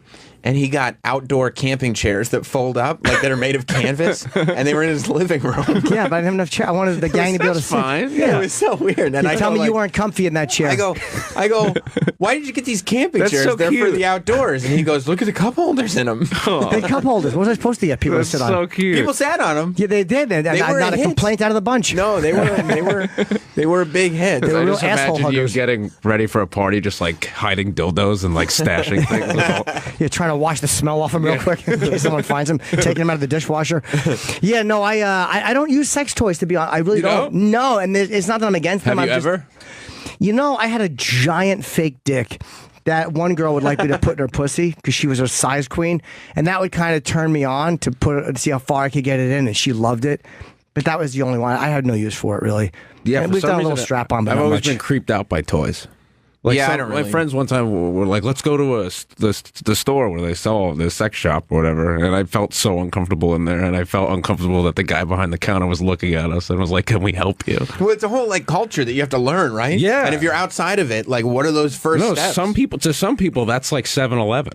Right. You They know? go in, they know what everything is, they know Yeah. where everything is, what a fair price is on So things. creepy. Like, oh, I didn't know you had these in stock. Yeah. What were you looking at? Oh, we just went in as like a joke, Oh. like just to look at the stuff. But some people are like, "Yeah," I was like, "You got like a large in that?" Yeah. I used to talk to this dominatrix about getting like a strap on that she was going to use on me. We didn't do it. It's just texting. Have you ever been strapped on? Not fully. A little Yeah. bit. I've tried it, but I can't really do it. Just it hurts. But it's more the idea of it than the actual physical feeling. Right. But then she was like, we're going to go in and buy one together. And I'm like, yeah, I'm jerking her up. And I'm like, no, we're not. That's not happening. I just be too embarrassed. Couldn't do it. I bought a couple of sex toys under instruction, but I mean, I've tried to put my own finger in my ass, and it is a hard feat for How me. far? I think I could get like just a nail in. Like Why'd you try to put your own finger in your ass? I was just curious to see how bad it hurt. And did it hurt? Yeah, it was awful. It was very uncomfortable. well, it's also because it's your finger. It's not as sexy because you're doing it. Right. If It's not someone as.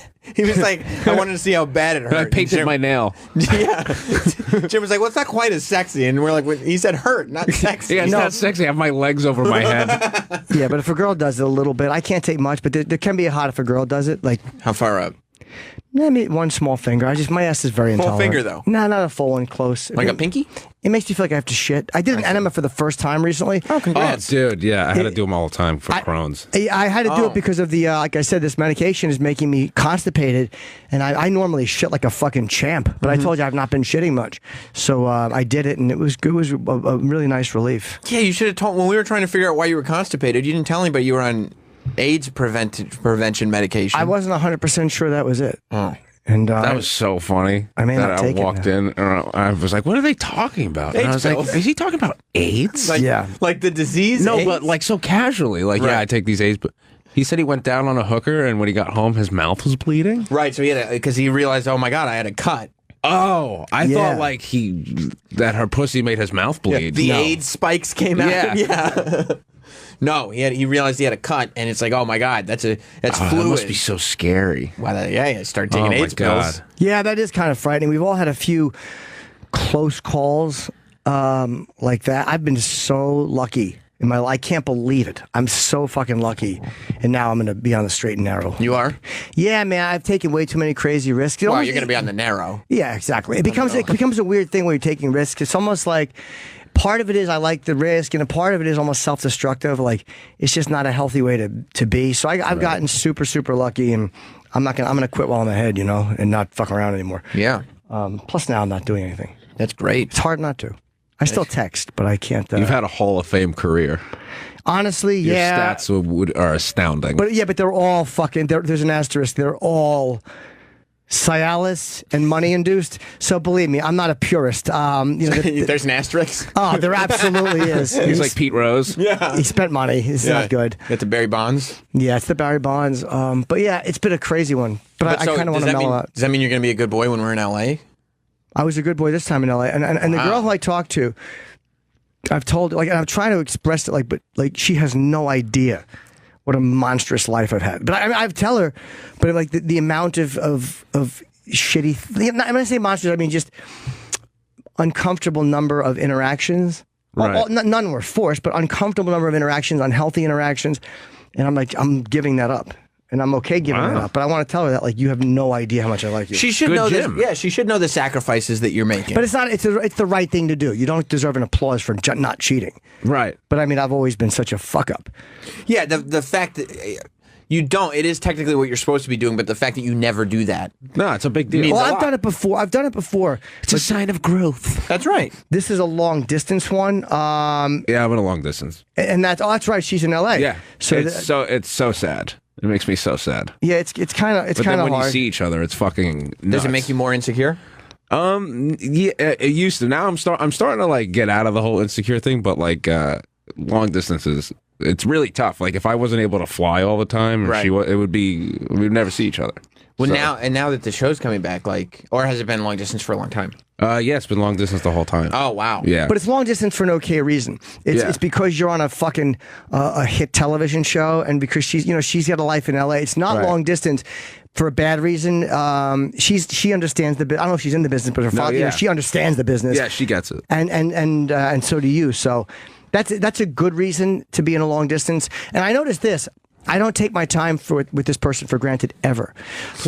And I Skype with her. We just talk. And I never Skype. Yeah. Anyone who knows me, I just FaceTime all the time. Hate the phone. Yeah. I don't care who it is. Okay, cool. Even Colin, who is my favorite person, I could talk to for 2 minutes. I can't talk to people on the phone. I get crazy. Right. But her, I could sit there and talk to for an hour. I love to Skype with her. Oh. Yeah, we would watch movies together through Skype. No, I've never done that. Watch the same show. Yeah, I've never done that. Never done that? No.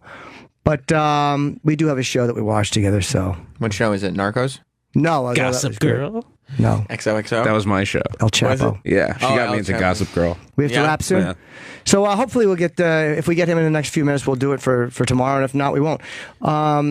I guess, Pete, anytime you want to come on, man, I love having you on. You're so funny. Yeah. Oh, thanks. I'll come in as much as I can. Any day you want, just stop in. And then, again, my tour is on sale. If you wanted to see my stuff, go to jimnorton.com. I'm everywhere in New York, Vegas, LA, Seattle, and Portland. And by the way, Dallas and Austin, all those all money from that is going to the hurricane victims in Houston. And that's very nice. In London, Manchester, and Dublin, all going on sale Friday morning. Those are happening in December. Are they on the website yet? Not yet, but hopefully they'll be put up soon. And have you ever done Europe, or is that Europe? I did Europe just to meet this girl. Oh, that's the only reason I went over there, was to meet her. Oh, wow. And we met and got along great. So, yes, this is my first time in London or Dublin or Dublin. Ugh. That's what it's going to turn into once you get there. Dublin. I thought it was going on sale tomorrow, but apparently it's going on sale today at noon. The Highline Ballroom asked me to come back and do another live wrestling podcast there. Oh, wow. That's pretty fast. Good. Yeah, so it's October 24th. And I guess tickets go on sale today at noon. So if you want to check that out, I'll announce the guest. Maybe this week I'll be able to announce a guest. All right, cool. Go ahead. Don't worry. I'll help you sell out. It's not you. It wasn't you last time. It's not you this time. But go to highlineballroom.com for that. All right, and Pete, great seeing you, buddy, as always. Thank you. And can I plug one little tiny anything thing? you want. This Thursday, I'll be in San Francisco at the Punchline with Ricky Velez at 10 o'clock working on new stuff, and there's like a few tickets left if anyone wants to come. Yeah, But it's Ricky's gonna a be funny bad. comic too, man. I It's really fucking love Ricky. hilarious. But you're not going to be any good? I'm not going to be good. He'll be great. Okay. Because he has a charged hour, and I'll be figuring it out. Punchline is one of the Yeah. best clubs in the country in San Francisco. Yeah. Fuck you. It's a small, intimate club. Yeah, it's a tiny little club. Amazing. That's awesome. Yeah, it's where Robin used to work out. It's really great. All right, guys, thank you for listening. And thanks to Rude Jude as well for coming in. And who do we have tomorrow? Do we want to plug who we have tomorrow? Yeah, I would love to plug who we have tomorrow. Neil deGrasse Tyson, Rob Schneider, and Pamela Adlon. Neil What? deGrasse What a Tyson. show. I Wow. might have to come in to see Come that man. in. I just to observe that man. And Rob Schneider. Okay, we got to go. Yeah, that's a full show tomorrow. See you tomorrow, gang. Pete, bye. Anytime. Oh, my God. The energy.